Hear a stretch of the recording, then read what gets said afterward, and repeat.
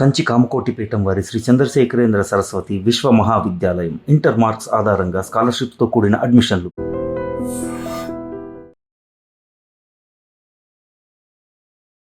శత్రువు దేవీపుత్రుడు దేవి మనసంతా నువ్వే వర్షం ఒక్కడు నువ్వు వస్తా అంటే నేను వద్దంటాను చెప్తా పోతే కొన్ని పదుల మంది స్టార్స్ని అందించిన చేతులు. మిగతా విషయంలో మీరు ఎలాంటి జాగ్రత్త తీసుకున్నారో ఆ సోల్ పాయింట్, దాని ప్రాబ్లం ఏంటి అనేది నేను చెప్పను. ఓకే చెప్పొద్దు. టీజర్ చూస్తుంటే గూస్ బంప్స్ వస్తున్నాయి. ఓపెన్గా అడుగుతున్నాను, దేవికి ఈ సినిమా టూ అనుకోవచ్చా? దానికి దీనికి సంబంధం లేదు. చిరంజీవి గారి ఒక సినిమాని చూసి అదే సినిమా కథని జస్ట్ క్యారెక్టర్స్ మార్చి వెంకటేష్ గారికి బిగ్గెస్ట్ హిట్ ఇచ్చారు. ఇప్పుడున్న ఈ యంగర్ జనరేషన్కి ఆ సినిమా కథ తెలియదు. విలన్ని చంపిన తర్వాత వెంకటేష్ గారు ఎస్ నేను గెలిచాను, ఇది నా విక్టరీ, ఇది నా తీర్పు అని చెప్పి ఇట్లా చేసి అరుస్తూ ఉంటారు. అదే షాట్ని తీసుకొచ్చి మీరు టైటిల్ కార్డుకు వాడారు. చూద్దామని ఎడిటింగ్ లేచి చూపిస్తానని చెప్పేస్తే నాకు గూస్ బంప్స్ వచ్చినాయి. ఒక్కడో సినిమాకి సంబంధించినంత వరకు గుణశేఖర్ గారు కథ రెడీ చేసుకున్నారు, మహేష్ బాబు గారు హీరోని ఫిక్స్. ఆ సినిమాని తీసే దమ్మున్న నేను కూడా మళ్ళీ వాడుతున్నాను. మా మహేష్ చాలా ముక్తసరిగా మాట్లాడతాడు. బాగున్నారా, టిఫిన్ తిన్నారా, మంచి ఈ సీన్ ఉండదు అతను. టఫ్ ఫిల్మ్ అయినా కూడా ఒక్కడు చాలా సరదాగా జరిగింది. ఎందువల్ల దేవిపుత్రుడు ఫ్లాప్ అయింది అనుకుంటున్నారు? నాకు నచ్చలేదు. రీజన్ ఏంటంటే మీకు అర్థమైందా? ఇప్పుడు దాకా అర్థం కాదు. ఆ రోజు మీరు వర్షం నేను మళ్ళీ తీస్తున్నాను అనగానే ప్రభాస్ గారి ఫాదర్ రియాక్షన్ ఒకసారి చెప్పండి.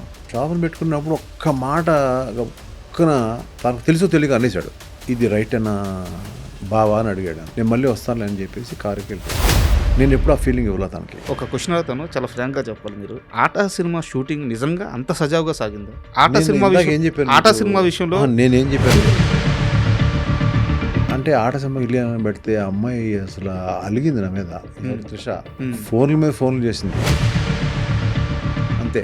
మీరు ఎందుకంటే అడుగు ప్రభాస్ 5 నిమిషాలు పౌర్ణమి మీకు లేట్గా వస్తే అలిగి వెళ్ళిపోయాను. తీసుకొచ్చాడు నన్ను. ఏంటి 5 నిమిషాలు లేట్గా వస్తే ఏంటి, అది పొద్దున వచ్చినట్టు నాకు ఆర్టిస్ట్ రాదు, ఎందుకు రాడు?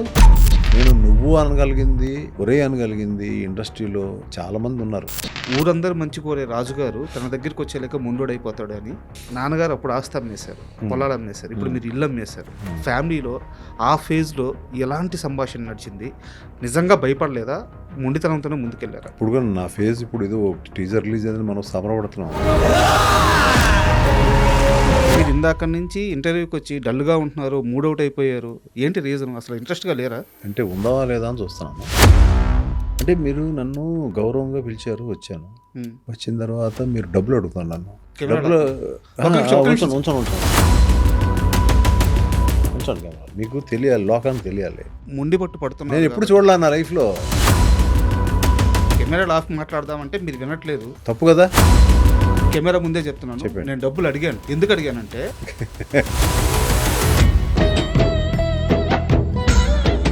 Hi, welcome to my show.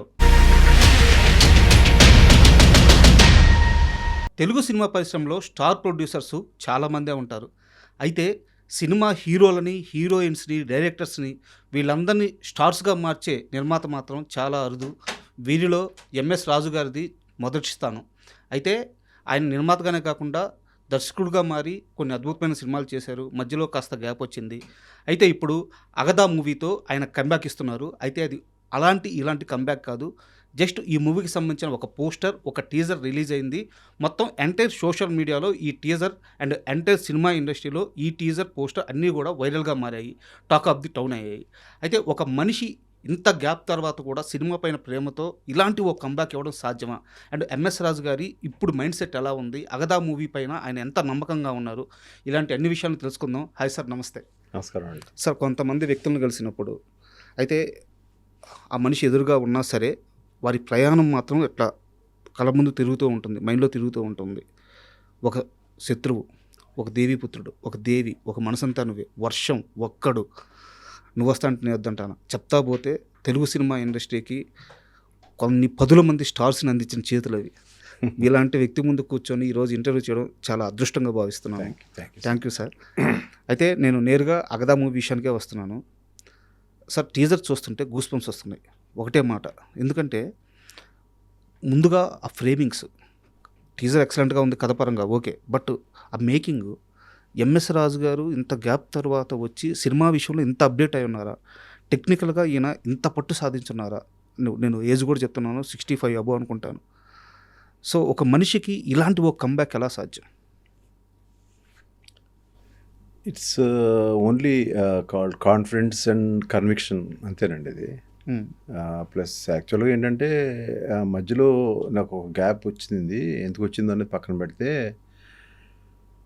4-5 ఏళ్ల క్రితం డర్టీ హరి అనే ఫిల్మ్ని సార్ నేను చేశాను. నాది స్టోరీ స్క్రీన్ ప్లే అంతా మొత్తం చేసింది. అది చేసినప్పుడే అది రీచ్ కాలేదంటే థియేటర్స్కి రీచ్ కాలేదు because of some Covid situations వల్ల అది సినిమా రీచ్ కాల.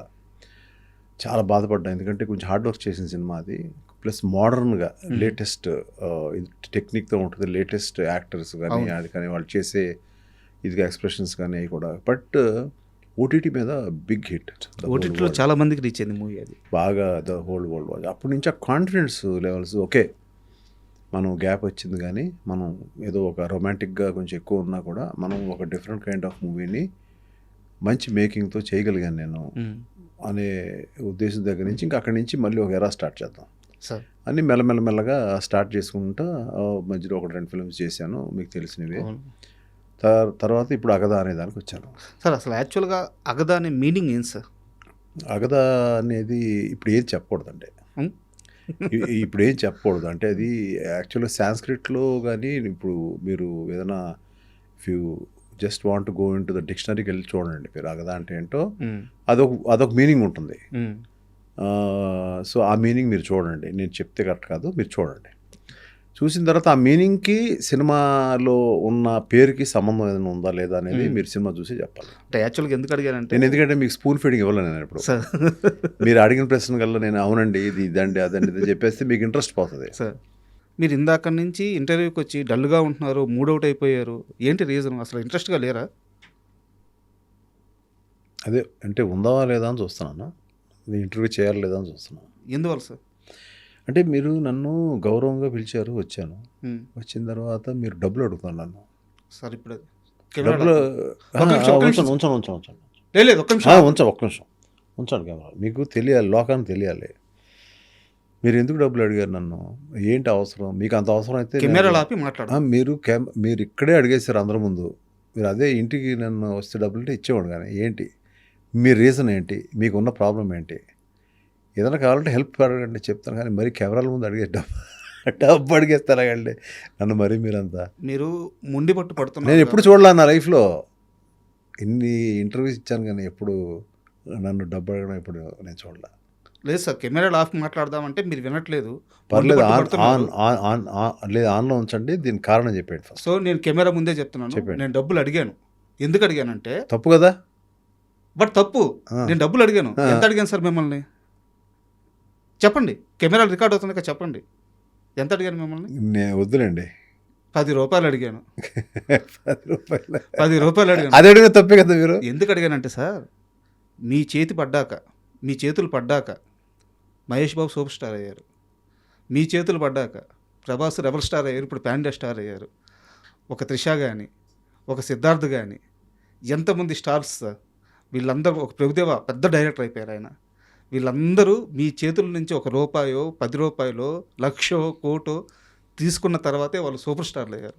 సో మీ చేతి నుంచి ఒక ₹10 నా చేతిలోకి వస్తే నా లైఫ్ కూడా మారుద్దన్న. అవునండి, అదేదో ముందే చెప్తే ఇచ్చేసేవాడు కదా, మీరు మళ్ళీ డబ్బులు ఇవ్వండి అంటే డబ్బులు ఇస్తారంటే కోపం వచ్చింది నాకు. సరే పని చేయండి సార్, మీ ఇంట్లో మీకు ఏంటి ఒక అబ్బాయా అమ్మాయా? ఒక బాబు సార్. ఒక బాబు. ఆ బాబుకి మంచి చాక్లెట్స్ కొనివ్వండి సార్. మీ కెరీర్ బాగుండాలి, మీ అబ్బాయి కెరీర్ బాగుండాలి, ఇద్దరికి తీసుకోండి. Wish you all the best. Thank you sir. Thank you so much. ఇది ఎంఎస్ రాజు గారు ఇచ్చిన డబ్బులు. నేను చాక్లెట్లు కొన్నాను, ఇంకోటి కొన్నాను. నా జీవితాంతం నాతో పాటు నా పర్సులో ఈ డబ్బులు ఉంటాయి. ఇది నేను ఒక అదృష్టంగా భావిస్తున్నాను. ఇది ఇచ్చిన డబ్బు కూడా ₹1000 1 crore అవ్వాలని కోరుకుంటున్నాను. అయ్యో మీ దీవెన్ సార్. యాక్చువల్గా ఒక క్రియేటివ్ పర్సన్కి మైండ్లో ఒక 1 థాట్లు వస్తూ ఉంటాయి. ప్రతిరోజు పని చేసుకుంటూ ఉంటాం, మైండ్లో థాట్స్ తిరుగుతూ ఉంటాయి. బట్ కొన్ని అలా పక్కన పెట్టేస్తాం గొప్ప థాట్స్ని. సో ఎప్పటి నుంచో మీ మైండ్లో ఉన్న మీ డ్రీమ్ ప్రాజెక్ట్ ఇది అగదా అనేది. సో అసలు ఈ లైన్ మీకు ఎప్పుడు క్రియేట్ అయింది మైండ్లో? లైను ముందరే ఉందండి. ఈ కైండ్ ఆఫ్ ఫిల్మ్ ఒకటి డిఫరెంట్ దాదాపు చాలా ఉన్నాయి నా దగ్గర. ఇందులో కైండ్ ఆఫ్ డిఫరెంట్ ఫిల్మ్ ఇది ఏదైనా చేద్దాం, కానీ బడ్జెట్ ఎక్కువ అవుతుంది.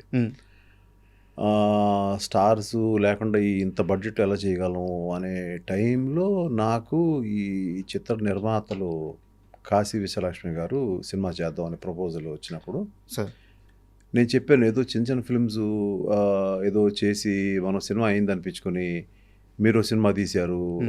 తర్వాత అది దాన్ని పుష్ చేయలేక మనకు ఓపెనింగ్స్ రాక నేను ఫామ్లో లేను. అది రైటా కాదా అసలు ఫస్ట్ అయితే డిస్కరేజ్ చేశాను వద్దని. కానీ లేదండి చేద్దాం అన్నయ్య అందావిడ అని అన్నప్పుడు ఇంకా సరే ఆ మాట తీసుకుని పర్లేదు బడ్జెట్ గురించి ఆలోచించద్దాం మీరు అన్నప్పుడు, బడ్జెట్ గురించి ఆలోచించద్దు అనే మాట అన్నప్పుడు సరే ఓకే అని చెప్పి అప్పుడు దెన్ నా ఈ స్టోరీని అప్పుడు దాన్ని ఎన్నుకున్నాం సార్. అయితే ఈ స్టోరీని ఎన్నుకొని ఇంకా అది రఫ్గానే ఉంది ఐడియా. దాన్ని అక్కడి నుంచి ఒక 6 months ఎంత దాని మీద కూర్చొని గట్టిగా దాని మీద ప్రయత్నం చేసి ఒక టీంని పెట్టుకొని అట్లా చేసి నాకు ఈ కథ అయిన దగ్గర నుంచి కూడా క్యారెక్టర్ మహాదేవి అనే క్యారెక్టర్ కూడా నాకు డైరెక్ట్గా కామాక్షి తప్ప ఇంకెవరు నాకు రాలే మైండ్లోకి. కామాక్షి భాస్కర్లా తప్ప నాకు ఎవరు మైండ్లోకి రాలా. సో తనని పిలిపించి ఏమ్మా ఇది లైన్ ఇది ఐడియా ఇది ఏంటి అని అంటే వెంటనే అమ్మాయి తను మీ సినిమాలో చేయడం నా డ్రీమ్ అండి, ఎప్పుడు చిన్నప్పటి నుంచి పెరుగుతా మీ సినిమాలు చూస్తూ ఉన్నాను, ఐఎమ్ రియల్లీ థ్రిల్డ్ అండి, నా బెస్ట్ నేను ఇస్తాను అని చెప్పింది. బట్ అది మాట్లాడిన తర్వాత కూడా ఇంకొక 5 నెలలు 6 నెలలకి తన డేట్స్ అడుగుతూ ఉన్నారు వాళ్ళ మేనేజర్స్ వాళ్ళు. నేను చెప్పలా, మొత్తం అంతా ఒక రఫ్ ఐడియాగా నాకు కొంచెం స్ట్రెంగ్త్ అనిపిస్తేనే చేద్దాం. ఎందుకంటే ఎక్కడో నాకు అనిపించింది నాకు ఒక దేవుడు పంపించిన ఒక వరం లాగా ఒక మంచి ఇన్వెస్ట్మెంట్ చేద్దాం అని వచ్చిన పీపుల్ ఉన్నారు నాకు. సో ఎక్కడో ఒక అండ ఉంది, దీన్ని వెళ్ళొచ్చు ముందుకి, కొంచెం భయం లేకుండా వెళ్దాం. ముందు నుంచి కూడా నేను ఒక నిర్మాతగా భయం లేకుండా వెళ్ళాను. అయ్యో అది మీరు స్టార్ అయినా కాకుండా వెళ్ళాను. సో అదే దృక్పథం అనేది మా సోదరికి ఉండడం అనేది నేను అలాగే పెట్టి స్టార్ట్ చేయండి అన్నయ్య అన్నా కూడా నేను స్టార్ట్ చేయాలి. మెల్లగా టైం తీసుకున్నాను. కొడితే మళ్ళీ కుంభస్థలాన్ని కొట్టాలనే ఉద్దేశంతో ఉన్నాను. అది అంటే అవ్వాలని కోరుకుంటున్నాను. మనమేమి వీఆర్ నాట్ యూనో ఏదో దేవుడు కాదు నేను. బట్ అట్లీస్ట్ నా ప్రయత్నం నేను అంటే 100కి 100% ట్రై చేద్దాం. అది కరెక్ట్ పాత్రలో ఉంది సార్. ఎందుకంటే టీజర్ రిలీజ్ అయినాక చాలామంది అంటే కథ పరంగా కాదు కానీ వైబ్ అనేది ఒకటి ఉంటుంది. ఆ దేవి సినిమా చూసిన ఆ వైబ్ వస్తుంది, ఆ ఫీల్ కలుగుతుంది, ఆ ఎమోషన్ వస్తుంది అని చెప్పి మీడియా వాళ్ళు ఎంతమంది జర్నలిస్టులు చెప్పారంటే బయట జనాలు ఓకే, జర్నలిస్టులు చెప్పడం కొంచెం కొత్త, ఒక సినిమా గురించి అంత గొప్పగా మాట్లాడడం ఎక్కడ నెగిటివ్ లేదు, ట్రోలింగ్ లేదు. అది నిజంగా నా అదృష్టం. అంటే నేను ఓపెన్గా అడుగుతున్నాను, దేవికి ఈ సినిమా 2 అనుకోవచ్చా లేదంటే దేవికి లేదండి? దేవి అనేది అది ఆ పార్ట్ అది వేరండి. అది నేను ఇంకో నిర్మాతకు చేస్తున్నాను. అది అవునా? దేవి పేరు చెప్పినప్పుడు అది వేరండి. అది ఇంకా it will take some time. అది కరెక్ట్ హీరోయిన్ దొరకాలి, దానికి చేయాలి. ఓకే. బట్ ఇప్పుడు దానికి దీనికి సంబంధం లేదు. కానీ ఆ కైండ్ ఆఫ్ ఫిల్మ్ లాగా చేద్దాం అని కూడా నాకు ఐడియా లేదు. అంటే ఎందుకు కంపేర్ చేస్తారంటే జనం, నేను దేవి అనేది ఒక సెన్సేషన్ అప్పట్లో, ఫస్ట్ పాన్ ఇండియా ఫిల్మ్ అది. That is the first pan India film Devi. చాలా ఫిల్మ్స్ రిలీజ్ అయ్యాయి అప్పటికి. అలాంటి ఫిల్మ్స్ కొన్ని పాము మీద కానీ అమ్మవార్ల మీద కానీ రిలీజ్ అయిన ఫిల్మ్స్ ఉన్నాయి. తెలుగు తమిళ వరకే పరిమితం అయ్యారు అవి. నేను అన్ని లాంగ్వేజెస్ రిలీజ్ చేశాను ఆ సినిమాని. ఎందుకు అనిపించింది అలా చేయాలనిపించింది. దట్ వాజ్ ఎ సెన్సేషన్ అది. సో అట్లా ఈ ఫిలిము దానికి దగ్గరగా చేసే ప్రయత్నం నేను చేయలే. దీని కథ వేరు, దీని కథ కమామిషు ఇది వేరు టోటల్గా. ఓకే. కొత్తగా వనిత విజయ్ కుమార్ గారి అమ్మాయిని కూడా పాప, తను వాళ్ళ మదరు, నేను చెప్పాను అంటే ఆల్రెడీ జనం తెలిసిన మ్యాటరే అయినా కూడా మళ్ళీ చెప్పాల్సి. సో తను వనిత మంజులు గారు అమ్మాయి. సో తను దేవి అనే ఫిలింలో she has a very beautiful role, తెలుసు. అవును. తనుని ఇంట్రొడ్యూస్ చేశాను. తమిళ్లో చేసింది 1-2 ఫిల్మ్స్, తెలుగులోకి ఇంట్రొడ్యూస్ చేశాను. చేసి ఇప్పుడు ఇన్నాళ్ళకి తన కూతురు ని మళ్ళీ ఇంట్రడ్యూస్ చేసే ఇదిని ఇచ్చాడు ఆ దేవుడు. అంటే ఒక మంజులు గారి ఫ్యామిలీ, మంజులు గారి యొక్క లెగసీ నుంచి వచ్చిన ఒక అమ్మాయి. అండ్ సో తను ఏం చేసింది, వీళ్ళందరూ నేను చెప్పిందంతా అక్కడ ఆ స్క్రీన్ మీద అంత ఉందా లేదా అనేది మీరే చూసి రేపు పొద్దున చెప్పాలి. అంటే యాక్చువల్గా అగదా గురించి కాస్త పక్కన పెడదాం సార్. ఒక చిన్న డౌట్, మీ నాన్నగారు మీది గోదావరి జిల్లా అనుకుంటాను, ఎన్ని వందల ఎకరాలు సార్ మీ ఆస్తి? చాలా ఉందండి. ఇప్పుడు అన్నీ మనం హిస్టరీ తవ్వి అవన్నీ ఎందుకు, అవన్నీ కూడా జరిగిపోయిన మ్యాటర్స్ అవన్నీ. My father is a great person. నేను చెప్పండి సార్, రాయపరాజు గారు. అవునండి, రాయపరాజు గారు. ఇది ఆయన కానీ ఆయన ఊళ్ళో కానీ వెస్ట్ గోదావరి, సో ఆ ఊళ్ళో కానీ మా తాతగారు కానీ లేకపోతే మా ఫాదర్ తాతగారు కానీ వీళ్ళంతా కూడా they are landlords sir. అయితే ల్యాండ్ లార్డ్స్. వీళ్ళకి ల్యాండ్స్ తర్వాత మొత్తం అగ్రికల్చర్స్ మీద వాటి మీద మంచి గ్రిప్ ఉండేది. అటువంటిది మేము యాక్చువల్గా చెన్నై షిఫ్ట్ అవ్వాల్సి వచ్చింది. అప్పట్లో మెడ్రాస్ పేరు. మేము కొన్ని కారణాల వల్ల షిఫ్ట్ అవ్వాల్సి వచ్చింది. కారణాలు ఏమైనా మేము కొన్ని షిఫ్టింగ్ అవ్వాల్సి వచ్చింది. షిఫ్ట్ అయిన తర్వాత మా నాన్నగారికి సినిమా తీయాలని అనిపించింది. ఒకటి రెండు సక్సెస్లు అయినాయి. అయినా కూడా ఆయన కొంచెం హెల్త్ రీజన్స్లో మేమే వద్దు, అంత మీరు ఎగ్జాక్ట్ అవ్వద్దు, మీరు తీసుకోలేరు, మీరు వెరీ సాఫ్ట్ మీరు అని చెప్పి ఒక స్టేజ్కి వచ్చేటప్పుడు అప్పటికే నా మ్యారేజ్ అయింది జస్ట్. సో 1985లో మ్యారేజ్ అయింది నాకు. 85లో ఆ టైంలో జస్ట్ 1-2 ఇయర్స్ ముందు ఎప్పుడు చెప్పేసాం, వద్దు మీరు ఆ స్ట్రెస్ తీసుకోవద్దు, ఆ టెన్షన్ తీసుకోవద్దు. అప్పటికి ఆయనకి తెలిసి తెలియని ఇదిలో ఆయన ఎంత మంచివారు అన్నీ ఉన్నా కూడా హీ లాస్ట్ మనీ. సో నేను బేసిక్గా నాకు అప్పుడే పెళ్ళయింది.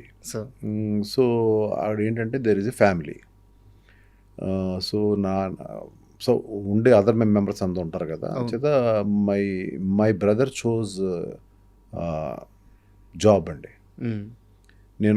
నాకు సినిమా వద్దు, సినిమా అంటే భయం నాకు అని చెప్పి he chose a job. Now he's in a very good position, is doing a very big చేస్తున్నాడు, is doing some big business and all. So తను వేరే సెటిల్ అయ్యాడు. నేను ఇటు సినిమా ఇండస్ట్రీకి, ఇక్కడ మా నాన్నగారు ఏం పోగొట్టుకున్నారు, పేరు పోయి ఉండొచ్చు, కొంత పేరు పోలేదు. ఎందుకు పోలేదంటే పేరు చిరంజీవి గారితో 2 సినిమాలు చేశారండి. అందులో ఆడిని కూడా సినిమాలు ఆడలేదండి, ఆడలేదు. 2 ఆడలేదు. బట్ చాలా ఫ్యామిలీ ఫ్రెండ్స్ అండి. అప్పుడు చాలా మందికి తెలియని విషయం ఏంటంటే మేమందరం వీఆర్ వెరీ క్లోజ్ యాక్చువల్లీ. అది మేము చెప్పుకోం, బయటకు చెప్పుకోం. చాలా ఎర్లీ స్టేజ్లో కదా sir Chiranjeevi early stages, just starting stage. So అట్లా మా నాన్నగారు పేరు పోగొట్టుకోలేదు, ఉన్నాయన్నీ అమ్మేసి ఇచ్చేశారు. అంటే మనం అప్పు ఉండకూడదు, లేకపోతే ప్రాబ్లం ఎవరైనా నా వల్ల ఇబ్బంది పడిన వాళ్ళకి వెనక్కి ఇచ్చేయాలి అనేది ఇచ్చారు. అక్కడ మేము కూడా అసలు ఎందుకు అలా చేయాలి, ఏదో వాళ్ళకి ఎగ్గొట్టేద్దాం, ఇవన్నీ మాకు ఉండవు కదా ఆస్తులు, ఆ మాట మేము ఎవరు మాట్లాడలేదు సార్. నాతో పాటు నా వైఫ్ అప్పుడే క్లోజ్, తను కూడా ఒక్క మాట మాట్లాడలేదు. అయినా కూడా ఆయన పరువు బాగుండాలనే ఉద్దేశంతో అన్నీ. So we were in a bad position. అప్పుడు ఆ టైంలో నేను అదేదైతే లెగసీ ఉందో ఆ లెగసీని అందుకున్నాను ఇమీడియట్గా. సో అక్కడి నుంచి మెల్లమెల్లగా నా కెరీర్ స్టార్ట్ అయింది. అంటే ఎందుకు అడిగాను సార్ ఈ ప్రశ్న, నాకు తెలిసిన, నేను చేసుకున్న రీసెర్చ్ నాకు తెలిసింది ఏంటంటే కొన్ని వందల ఎకరాలు జమీందార్ అంటే ఒక రాజు కుటుంబం లాంటి ఫ్యామిలీ ఎందుకు మద్రాసు వెళ్ళాల్సి వచ్చింది అయితే నాకు తెలియదు. బట్ అక్కడికి వెళ్ళినాకైతే కొంత ఆర్థిక సమస్యలు ఎదురైనాయి అని చెప్పి తెలిసింది అనమాట. ఇంత ఆస్తుల్ని 100 ఎకరాలను ఇక్కడ వదిలేసి మద్రాసుకి ఎందుకు వెళ్ళారు తెలుసుకోవడానికి అడిగాను. అంటే యాక్చువల్గా మా sister she cannot speak, okay, she cannot here అండి సార్. సో మా ఫ్యామిలీ అంతా కూడా తనకి ఏదన్నా చేయాలి, బికాజ్ అది చాలా ఇబ్బందికరమైన స్టేజ్ అండి. She cannot hear, she cannot speak అనేది. సో తన్ని స్కూల్లో, అక్కడ స్కూల్ ఉంది, okay, deaf and dumb school ఉంది, ఇప్పటికే ఉంది అది. ఆ స్కూల్లో చేర్పించి ఏదో ఒకటి చేయాలి అని, అలా ఆవిడ వదిలేకుండా ఏదో ఒకటి చేయాలి అని చెప్పి మా నాన్నగారు చేసిన సంకల్పం అది. అందువల్ల మేము అక్కడ షిఫ్ట్ అయ్యాం సార్. ఆ షిఫ్ట్ అవడంలో ఆయనకి బోర్ కొట్టి సినిమా తీశారు ఆయన. అది మ్యాటరు. ఓకే. సో ఇప్పుడు మా సిస్టర్ షీఈ్ సెటిల్డ్, షీఈ్ అప్పట్లోనే మ్యారేజ్ అయిపోయింది. And her son is doing very well, he's in US now. వాళ్ళకి మ్యారేజ్ అయిపోయి పిల్లలు. సో అప్పుడు ఆ రోజు మా నాన్నగారు తీసుకున్న డెసిషన్, వాజ్ రైట్. చిన్నప్పటి నుంచి మీరు పుస్తకాలు కానీ, నవలలు కానీ, కథలు కానీ ఏమన్నా బాగా చదివేవాళ్ళ? చదివేవాడినండి. ఎక్కువ స్కూలు, కాలేజెస్కి వెళ్ళినప్పుడు కూడా ఈ చిన్న చిన్న పుస్తకాలు ఉండే చూడండి, అదేంటి రోడ్డు మీద ఉండేవి, అది ఉద్వేగంగా ఉంటాయి, దాన్ని ఏమంటారు, అది ఒక ఇన్వెస్టిగేటివ్ అవునవును బుక్స్ ఉండే, అవును నావల్స్. అలాంటివి కొంచెం ఇంటికి తెచ్చుకొని చదివేవాడిని. మా నాన్నగారికి తెలియకుండా చదివేవాడిని. ఎందుకు ఈ ప్రశ్న అడిగానంటే, ఈ బుక్ రీడింగ్ అలవాటు లేని వాళ్ళు సినిమాని చూసి గమ్ముగా బయటకు వచ్చేస్తారు, ఎక్కువ ఆలోచించలేరు. మీరు ఒక సినిమాని చూసి, చిరంజీవి గారి ఒక సినిమాని చూసి అదే సినిమా కథని జస్ట్ క్యారెక్టర్స్ మార్చి వెంకటేష్ గారికి బిగ్గెస్ట్ హిట్ ఇచ్చారు. అది మీకు అంటే ఎలా ఆ క్యారెక్టర్లను మారిస్తే ఇంకో కథ వచ్చేస్తుంది. ఈ కూడా చెప్పండి, పర్వాలేదు. చట్టానికి కళ్ళు అనుకుంటారు. చట్టానికి కళ్ళు నాకు చాలా ఇష్టమైన సినిమా. అదే సినిమాని మీరు శత్రువుగా మార్చారు. అది డైరెక్టరు ఇప్పుడు ఇవాళ సీఎం అయిన విజయ్ గారి ఫాదరు. అవును. సో నేను చాలా యంగ్, అది చూసినప్పుడు చాలా ఇన్స్పైర్ అయిపోయాను. అంటే ఒక సిస్టరు అంటే అక్క, తమ్ముడు ఎంత ప్రేమగా ఉంటారో, తమ్ముడు కొంచెం రిఫ్రాఫ్ తిరుగుతూ ఉంటాడు. ఇప్పుడున్న ఈ యంగర్ జనరేషన్కి ఆ సినిమా కథ తెలీదు. ఆ రిఫ్రాఫ్ తిరిగే దగ్గర వీడిని ఏదో అంటూ ఉంటుంది, తిడుతూ ఉంటుంది, బట్ అతి ప్రేమ. చక్కగా తీసుకొచ్చి రాత్రిపూట ఏదైనా ఉన్నా కూడా భోజనం పెడతా ఉంటుంది, సరే రారా అలిగే వింటూ ఉంటుంది. చాలా సెంటిమెంటల్ బ్యూటిఫుల్ ఫిల్మ్ అది. కానీ ఒక సొసైటీలో తప్పు జరిగినప్పుడు తను చట్టాన్ని తన చేతిలో తీసుకుంటాడు హీరో. తీసుకున్నప్పుడు చట్టానికి లోబడి ఉన్న ఒక పోలీస్ ఆఫీసర్ అయిన అక్క ఇతనికి ఎదురు వెళ్తుంది. అది that is a beautiful confrontation. అంత ప్రేమగా ఉన్న ఒకళ్ళు కాన్ఫ్రంటేషన్. ఈ ఐడియా అనుకుంటా ఉన్నానండి. కొన్ని ఇయర్స్ చేసిన తర్వాత ఎక్కడో నేను కోడి రామకృష్ణ గారు కలిసి ఒక సినిమా చేద్దాం అనే మూడ్లోకి వచ్చిన తర్వాత నేను ఆయన నా తీరు, నాతో పాటు సిట్టింగ్స్ వేరే కథ అనుకున్నాం మేము. అవన్నీ చూసిన తర్వాత నువ్వు చాలా ఇంటెలిజెంట్ బాబు, నువ్వు ఏదైనా కథలు దాన్ని నేను ఎలా సరి చేయాలో చేస్తాను. ఆయన చాలా బిజీ, ఒక ఆల్మోస్ట్ 8 సినిమాలు ఒకేసారి, 6 సినిమాలు జరుగుతూ ఉంటాయి ఒకేసారి. ఆ ఇదిలో ఆయన్ని నేను అనుకున్నాను, నన్ను పక్కన పెట్టడానికి ఏమైనా ఇలా నాకు చెప్పేశారు అనుకున్నాను, కానీ అదే హెల్ప్ అయింది. అప్పుడు నాకు ఒక థాట్ వచ్చింది. ఇక ఒకళ్ళిద్దరు ఫ్రెండ్స్ ఉండేవారు నాతో పాటు, కొంచెం సినిమా నాలెడ్జ్ ఉన్నవాళ్ళు. వాళ్ళతో పాటు కూర్చున్నప్పుడు నేను ఓకే, అది టక్కన గుర్తొచ్చింది. ఓకే, చట్టానికి కళ్ళు నచ్చింది. అది కాదు మన కథ, అది కాదు, అది కాదు కదా. ఆ క్యారెక్టర్లు తీసుకుని మళ్ళీ అక్క చెల్లి ఏంటి, ఇద్దరిని ఇష్టపడిన లవర్స్, వాళ్ళు ఎలా ఒకేసారి డిగ్రీ చదివారు, వాళ్ళు ఎంత ప్రేమగా ఉన్నారు. వీడికి ఆ క్యారెక్టర్, హీరో క్యారెక్టర్కి కనుక డబ్బులు లేకపోతే ఈ అమ్మాయి డబ్బులు అడ్జస్ట్ చేసేది. అంటే ఒక బ్యూటిఫుల్ సీక్వెన్సెస్ అన్నీ తీసిన తర్వాత ఒక దగ్గర ఎక్కడో వచ్చేటప్పటికి ఇలాంటి ఒక సిచ్యువేషన్ హీరోకి ఎదురైనప్పుడు, చట్టాన్ని తన చేతిలో తీసుకున్నప్పుడు ఆ అమ్మాయి పోలీస్ ఆఫీసర్ అవుతుంది. ఆ టైంలో తను ఇద్దరికి మధ్యన క్లాష్. కానీ ఇదంతా కూడా అమ్మాయి రియలైజ్ అయ్యి, ఆ క్యారెక్టర్ని విజయశాంతి గారు వేశారు, ఈ క్యారెక్టర్ని వెంకటేష్ బాబు వేశారు, శత్రువు. అవును, బ్లాక్ బస్టర్ హిట్, నా ఫస్ట్ మూవీ. ప్లస్ ఇంకా దాని గురించి అంతకంటే ఎక్కువ చెప్పే కంటే, సో అక్కడ ఉన్న అక్క తమ్ముళ్ళని ఇద్దరిని లవర్స్ చేసేసాను. మిగిలిన కథ వేరు. అవును, మిగిలిన కథ చంపడాలు కానీ, లేకపోతే సీన్లు కానీ, లవ్ సీక్వెన్సెస్ కానీ అన్నీ వేరు. అవును. అయితే ఆ సినిమాలో ఒక బ్యూటీ ఏంటంటే, టైటిల్ కార్డులో ఒక ఫ్రేమ్ ఉంటుంది, ఎండ్ కార్డు ఫ్రేము అదే. విలన్ని చంపిన తర్వాత వెంకటేష్ గారు ఎస్ నేను గెలిచాను, ఇది నా విక్టరీ, ఇది నా తీర్పు అని చెప్పి ఇట్లా చేసి అరుస్తూ ఉంటారు. అదే షాట్ని తీసుకొచ్చి మీరు టైటిల్ కార్డుకి వాడారు. ఏ ఫ్రేమ్తో అయితే సినిమా స్టార్ట్ అవుద్దో అదే ఫ్రేమ్తో ఎండ్ అవుద్ది. అది ఏంటంటే అండి, రష్ చూసుకుంటున్నప్పుడు స్టార్టింగ్ ఆఫ్ ద ఫిలింలో శత్రువు అని టైటిల్ పెట్టాం. దాని ముందు శివ సినిమా రిలీజ్ అయింది. ఓపెనింగ్ ఒక థ్రిల్ ఉంటుంది. మనం ఇక్కడ నార్మల్గా హీరోయిన్ తోటి అట్లా మెల్లమెల్లగా అట్లా స్టార్ట్ చేసేటట్టు ఉంది. తర్వాత మెల్లగా వెళ్తుంది స్ట్రాంగ్. అవును. అప్పుడు ఆ టైంలో ఇక్కడ చిన్న ఏదో ఒక కిక్ రావట్లేదు డైరెక్టర్ గారు నాకు, అది ఇది అంటే, ఆయన ఒకరోజు నన్ను వదిలేయండి నేను చెప్తానని నెక్స్ట్ డే వచ్చి, అది ఆయన చెప్పిందే. లాస్ట్ షాట్ ఏదైతే అరుస్తున్నాడో మనం శుభంగా ఆడేసాము, దాన్ని స్టార్టింగ్ వేసేద్దాం అన్నాడు. నాకు అర్థం కాలే అదేంటండి అన్న, చూద్దామని ఎడిటింగ్ లేచి చూపిస్తానని చెప్పి వేస్తే నాకు గూస్ బంప్స్ వచ్చినాయి. సార్ అంటే ఏంటి, ఎందుకు వస్తున్నాడు, ఏంటి గొడవ, ఆ కథ ఏంటి అనేది నాకు ఫస్ట్ ఇంట్రెస్ట్ స్టార్ట్ అయిపోయింది. కరెక్ట్. సో అక్కడి నుంచి you start telling your story. మెల్లగా ఒక్కొక్క క్యారెక్టర్ని రివీల్ చేయడం, ఏ సినిమాలోనూ ఒక్కొక్క క్యారెక్టర్ని మెల్లమెల్లగా ఫస్ట్ క్యారెక్టరైజేషన్స్ అర్థం అవ్వాలి కదా. అవును అవును. మనం ఎప్పుడు కూడా ఫస్ట్ 40 నిమిషాలండి కథలోకి వెళ్ళడానికి లేట్ అయిందండి, లేకపోతే ఫస్ట్ 20 నిమిషాలు లేట్ అయింది అంటారు. కథలో ఉన్న క్యారెక్టర్స్ రేపు పొద్దున్న ఏదైతే టేక్ ఆఫ్ అవుతున్నాయో, ఫ్లై అవుతాయో, వార్ చేసుకుంటాయో అవన్నీ అర్థం అవ్వాలి కదా ఫస్ట్. అవును. వీడియో ఏంటి, ఆ క్యారెక్టరైజేషన్ ఏంటి, వాడి ఏ విధంగా వాడి బిహేవియర్స్ ఏంటి అవును. అని దాని మీద ఏ సినిమా అన్నా మనకి రేర్. ముందు నుంచి దడ్డని అందుకుని మనకు అర్థమైపోతూ ఉండడం అనేది చాలా రేర్. అయితే ఇది కదా స్క్రీన్ ప్లే అంటే, ఈ టచ్ కదా స్క్రీన్ ప్లే అంటే. కోడి రామకృష్ణ గారి దగ్గర నుంచి ఎంఎస్ రాజు గారు ఏం నేర్చుకున్నారు? సినిమా నేర్చుకున్నారా, జీవితం నేర్చుకున్నారా, డబ్బులు సంపాదించడం నేర్చుకున్నారా, ఒక మంచి మనిషిగా బతకడం నేర్చుకున్నారా? అన్నీనండి. అన్నీ. అందులో సినిమా ఎక్కువగా నేర్చుకున్నాను. మొత్తం కథ అయిపోయిన తర్వాత ఒకరోజు ఆయన మొత్తం కథ, సార్ మీరు రండి, ముందు మీ షూటింగ్ లీటింగ్ తర్వాత నాది స్టార్ట్ అవ్వాలి సినిమా, ఇక్కడ ఒకసారి హీరోకి చెప్పాలి వెంకటేష్ బాబు గారికి, మీరు రండి కూర్చోండి అంటే అప్పుడు వచ్చి కూర్చుని ఎలా విన్నారు, 1 గంటన్నర 2 గంటలు స్టోరీ చెప్పాం. బాగా డ్రైగా ఉందండి అన్నారు ఆయన. నాకు కోపం వచ్చేసింది, ఇంత కష్టపడి 1 month 2 months కూర్చుంటే అది గబుకుని అలా అన్నారండి, డ్రైగా ఉన్నారండి. అంటే ఏంటంటే కొంచెం గివ్ మీ సమ్ టైం. ఈ టైం 3 రోజులు 4 రోజులు పట్టింది. తర్వాత సవేరా హోటల్ అని ఉందండి, బాగా ఫేమస్. మేము ఎక్కువ హోటల్స్ సిట్టింగ్ అన్నీ ఆయనతో అక్కడే.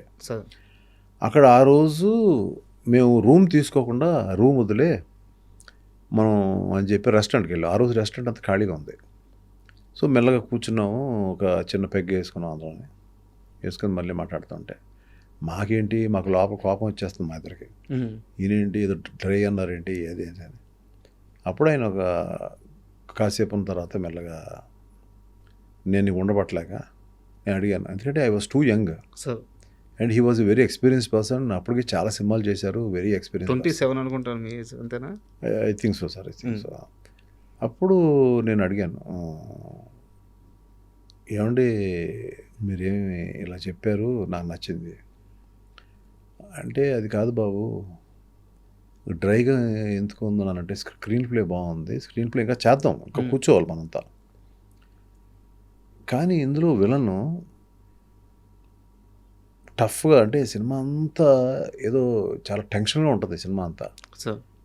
ఇవాళ పెద్ద హీరో ఫిల్మ్కి కొంచెం కమర్షియాలిటీస్ కావాలి మనం ఏదైనా కనుక.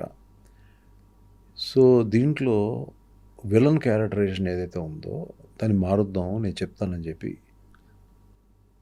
దాని మీద, అంటే ఆయన ఒక్కసారి వింటే మొత్తం వెళ్ళిపోద్ది కదా, ఆయన స్టోరీ చెప్పేశారు మొత్తం అప్పుడే. అప్పటికి 1-2 డ్రింక్స్ అయిపోయినాయి, మొత్తం స్టోరీ ఒక అరగంటలో చెప్పేశారు ఆయన. ఒక్కసారి అంటే ఇలా చెప్పేశారు, మేము ఇన్నాళ్ళు కూర్చుంటే మాకే గుర్తుండదు, టగటగా చెప్పేశారు ఆయన. Is a genius sir. చెప్పేసిన తర్వాత అన్నారు, ఈ విలన్ క్యారెక్టర్ ఏదైతే ఉందో నేను కొన్ని క్యారెక్టరైజేషన్ చెప్తానండి మీకు అని చెప్పి.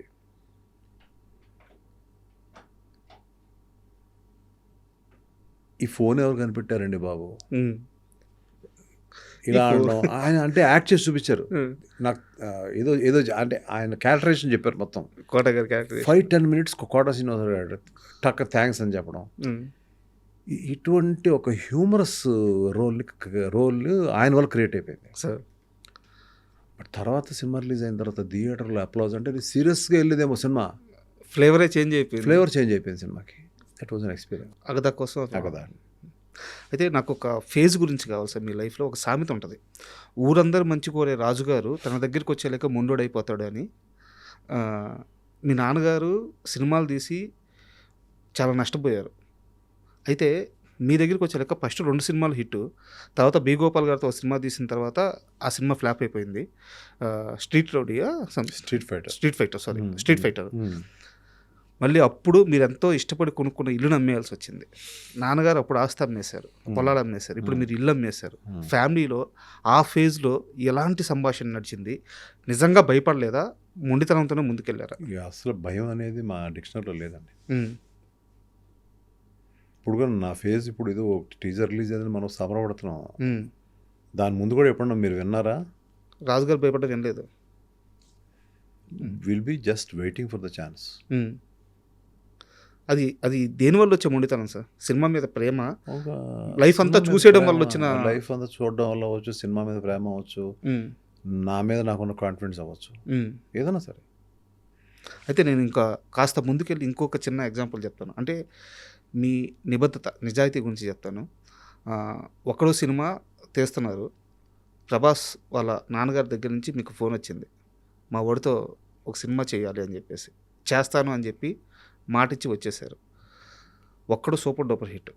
ఎంఎస్ రాజు గారి ఆ రోజు రేంజ్ ఏంటంటే, అప్పటి ఇండస్ట్రీలో టాప్ హీరోలు ఉన్న చిరంజీవి, నాగార్జున, బాలకృష్ణ, వెంకటేష్, వీళ్ళలో ఎవరిని డేట్లు అడిగినా ఖచ్చితంగా డేట్లు ఇచ్చే రేంజ్. అప్పటికి సరైన హిట్ లేని ప్రభాస్తోనే మళ్ళీ సినిమా తీస్తాను, ఎందుకంటే ప్రభాస్ నాన్నగారికి మాటిచ్చున్నాను అని చెప్పి మళ్ళీ మీరు వెళ్ళి వర్షం తీశారు. సో సినిమా ఇండస్ట్రీలో ఇంత నిజాయితీ, ఇంత నిబద్ధత మిమ్మల్ని కాపాడిందా, ముంచేసిందే? కాపాడిందో ముంచిందో తర్వాత అవన్నీ నాకు ఐడియా లేదు, కానీ బట్ ఇలా ఉండడమే ఇష్టం. అది అది నన్ను కాపాడిందా కాపాడలేదా లేదు పక్కన పెట్టండి, నేను ఇలాగ ఉండడమే నాకు ఇష్టం. మాట మీద ఉండడమే నాకు ఇష్టం. ఆ రోజు మీరు వర్షం నేను మళ్ళీ తీస్తున్నాను అనగానే ప్రభాస్ గారి ఫాదర్ రియాక్షన్ ఒకసారి చెప్పండి మాకు.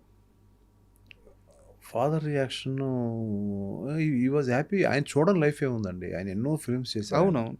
గోపికృష్ణ బ్యానర్ మీద ఎన్నో ఫిల్మ్స్ చేశారు, ఎన్నో చూస్తుంటారు.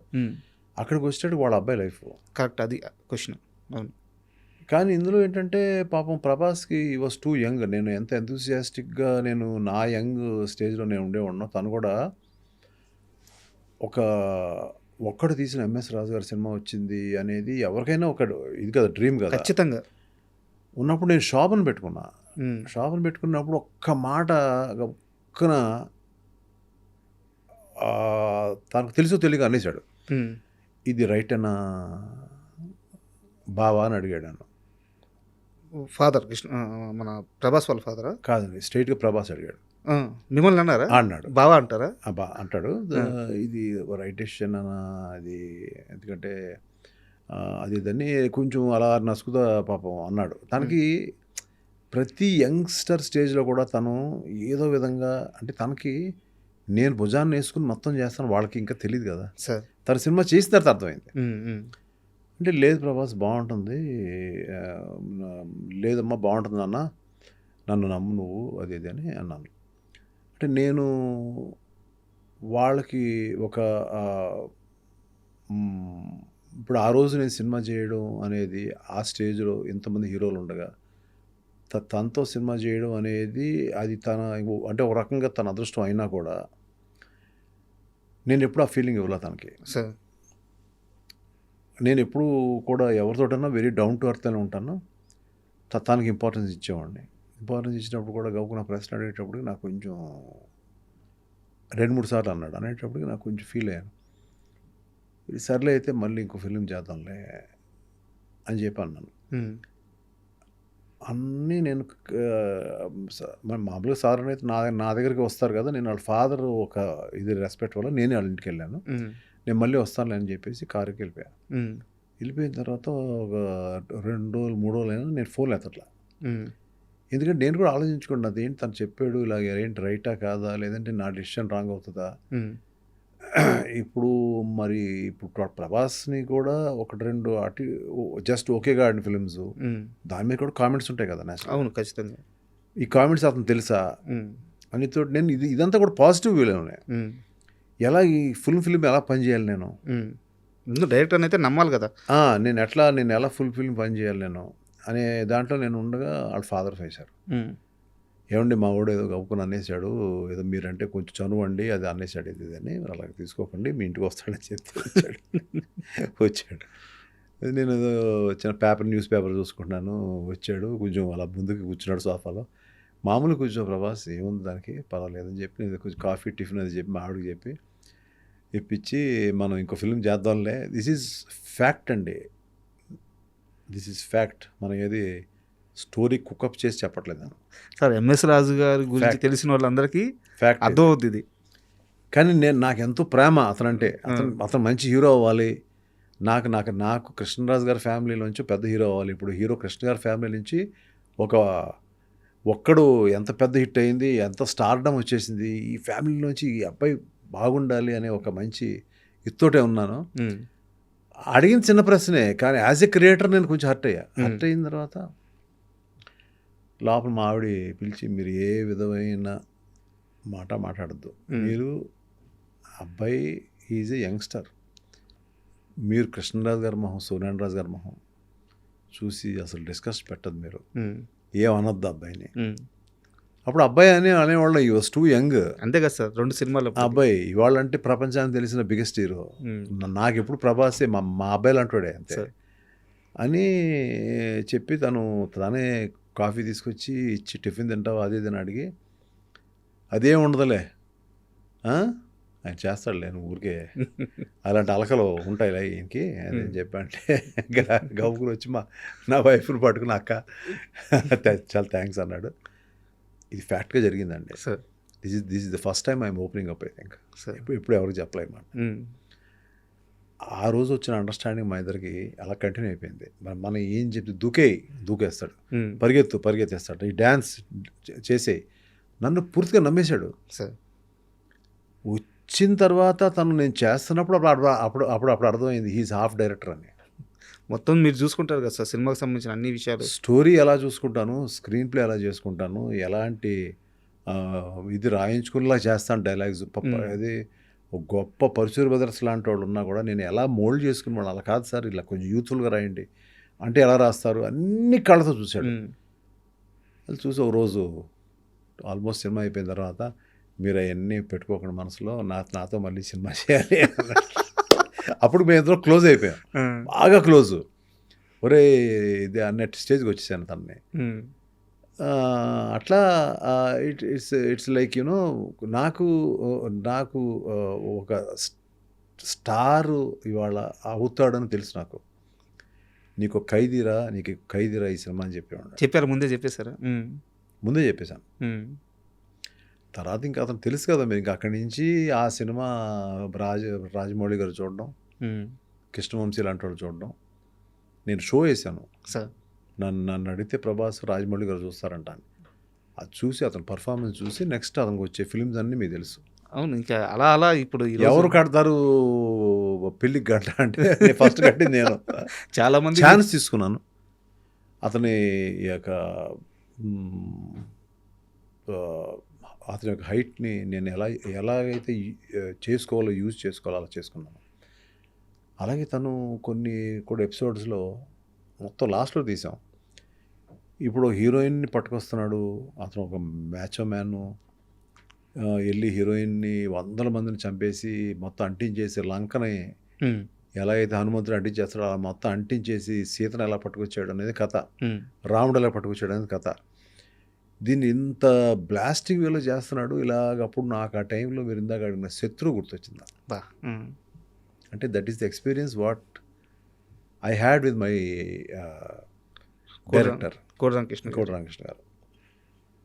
ఓపెనింగ్లో ఏదో కావాలి, ఏంటో ఓపెనింగ్, సరే ఓపెనింగ్ చేసాం, ఏదో చేసాం, థ్రిల్ చేసాం, ఓకే. కానీ ఇంకా నాకు 2 ఫిలిమ్స్ బాగానే రీజనబుల్గా బాగానే ఆడి, ఒకటి బాగానే ఆడింది ఈశ్వర్ అని, ఇంకోటి అంత బాగా ఆడలేదు. ఇతను హీరో అంటే ఎలా నమ్మేస్తారు జనం సార్? లేదు కదా. సో రష్ అంతా చూస్తున్నప్పుడు ఏదో ఒక లోటు ఉంటే, అప్పుడు చెన్నైలో ఒక ల్యాండ్ మైన్స్ని పట్టుకుని పీటర్ మాస్టర్ని మళ్ళీ ఆపి, రికార్డింగ్ ఆపి, హీరో అంటే ఇలా ఉండాలి, హీరో ఇక్కడ పనిచేస్తాడు మైన్స్లో అని పెట్టి పైకి ఎక్కించి, తర్వాత యాడ్ అయింది లాస్ట్లో. That was the last sequence. అక్కడ యాడ్ చేసి, నువ్వు రిస్క్ తీసుకోవాలమ్మా నువ్వు. అప్పుడు బాంబులు ఎప్పుడు ఏం పేలుతాయో తెలీదు. ఆ టైంలో రాళ్ళు కొట్టడానికి వాళ్ళు ఇంతే టైం ఇచ్చారు, ఆ టైంలో అవలా. అక్కడ ప్లేస్ చేసి అతన్ని భయపడకుండా, అప్పుడు స్ట్రాడా క్రేన్ అని ఉండేది, అది రామోజీ ఫిలిం సిటీ నుంచి చెన్నై తెప్పించాను ఆ షాట్ కోసం. అంటే హీరో అవ్వాలి ఆ సినిమాలో, అతను హీరో చేయాలని కాదు, హీరో అవ్వాలి ఆ సినిమాలో. ఆ హీరో అంటే హీరో అంటే ఇలా ఉండాలి, అంటే భయపడకుండా ఉన్నాడు మనిషి, పులి, ఏదైనా చేయగలడు అనేది రావాలి ఆ ఫ్యాక్టర్ అని చెప్పి దాని మీద ఇటువంటి మీరు చెప్పిన మాటలన్నీ ఆ ఫస్ట్ ఫ్రేమ్లోనే ఉంటాయి సార్. లాంగ్ షాట్లో చూపిస్తారు, లాంగ్ షాట్ క్లోజ్కి వెళ్ళంగానే ఈ షోల్డర్ ఎంత ఉంటుంది, చూసి తాడు ఇట్లా పట్టుకొని షోల్డర్ ఇట్లా హోల్డ్ చేస్తూ ఉంటారు. ఎవ్రీథింగ్ ఒక ఇమాజిన్ చేసుకొని ఎగ్జిక్యూట్ చేసిన ఇదే. ఆ తర్వాత మేము బ్లాస్టింగ్స్ పెట్టాం. పెడితే ఆ బ్లాస్టింగ్స్లో ఎవరో హర్ట్ అయితే అతను పరిగెత్తుకుని ఆయన పట్టరావడం అనేది పరిగెడుతూ ఉంటే ఎస్ ఈజ్ ఎ హీరో అనేది హీరో అనిపించేశాను. అక్కడి నుంచి ఇంకా ఆ సినిమా మళ్ళీ ఈ సీక్వెన్స్ పెట్టి చూసుకున్నప్పుడు బొమ్మలు లేస్తా సినిమా వెళ్తుంది. అది స్క్రీన్ ప్లే. యా, ఆ ఫ్యాక్టర్స్ అన్నీ తనకు యాడ్ అయిపోయినాయి. He became a super hero kind of ఇది. సో ఇంక ఇవాళ ఈ సంథింగ్ లైక్ హిస్టరీ. అంత పెద్ద సక్సెస్ అయిన తర్వాత ప్రభాస్ గారి రియాక్షన్ ఏంటి సార్ మీ దగ్గరికి వచ్చి? అయ్యో, నన్ను వదిలేడు కదా అసలు. మళ్ళీ సినిమా ఎప్పుడు చేస్తారని ఉండేవాడు.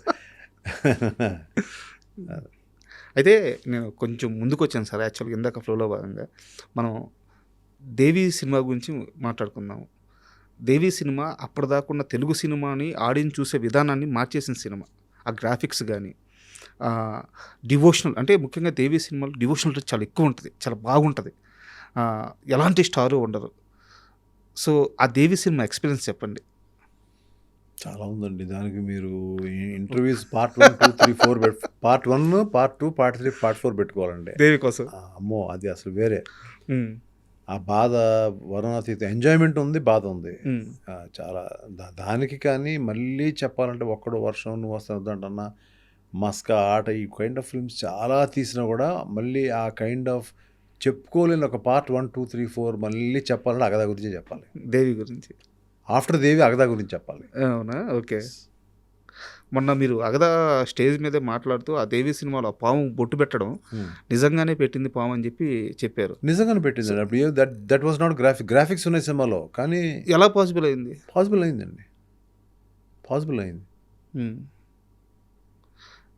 అయింది. దట్ వాజ్ నాట్ అసలు ఆ షార్ట్ గ్రాఫిక్ షాటే కాదు. అది భయపడలేదా యాక్టర్? భయపడలేదు, అసలు భయపడలేదు. పాము కుట్టింది కూడా దాన్ని. అవునా? కుట్టింది. అదంతా ఒక కథలండి. దాన్ని మళ్ళీ నేను అన్నాను కదా, మీ దాంట్లోనే పార్ట్ 1, పార్ట్ 2, పార్ట్ 3, పార్ట్ 4 కూడా దాంట్లోనే వేయచ్చు.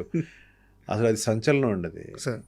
నేను పడ్డ ఇబ్బందులు, నేను నిద్రలేని రాత్రులు, నాకు నిద్ర లేక మైండ్ పని చేయక ఒక కార్ని యాక్సిడెంట్ చేసేసిన తీరు, ఈ చాలా ఉందండి ఆ సినిమా కథ. 3 ఏళ్ళ కథ అది.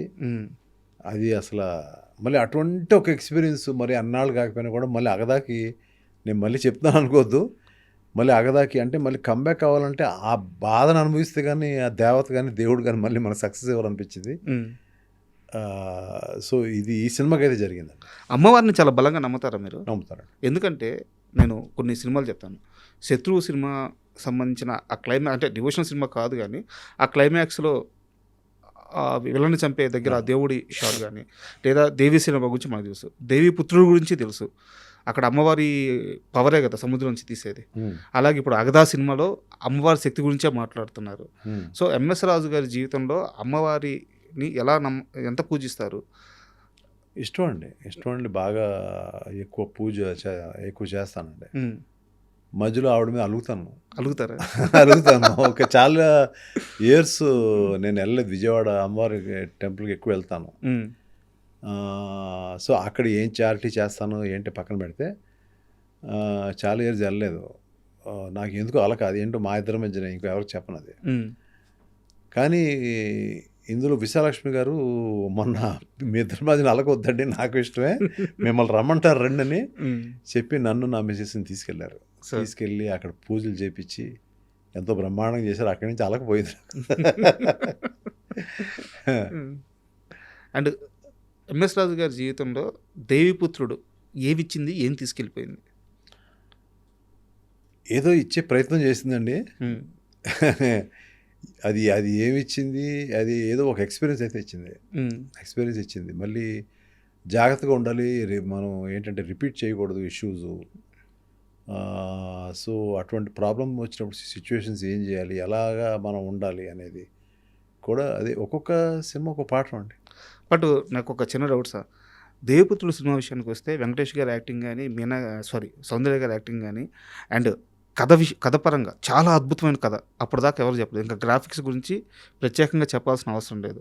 ఆ చిన్న పాప ఎపిసోడ్ ఉంటది. అది గాని అద్భుతంగా వస్తది. పాటలు గాని.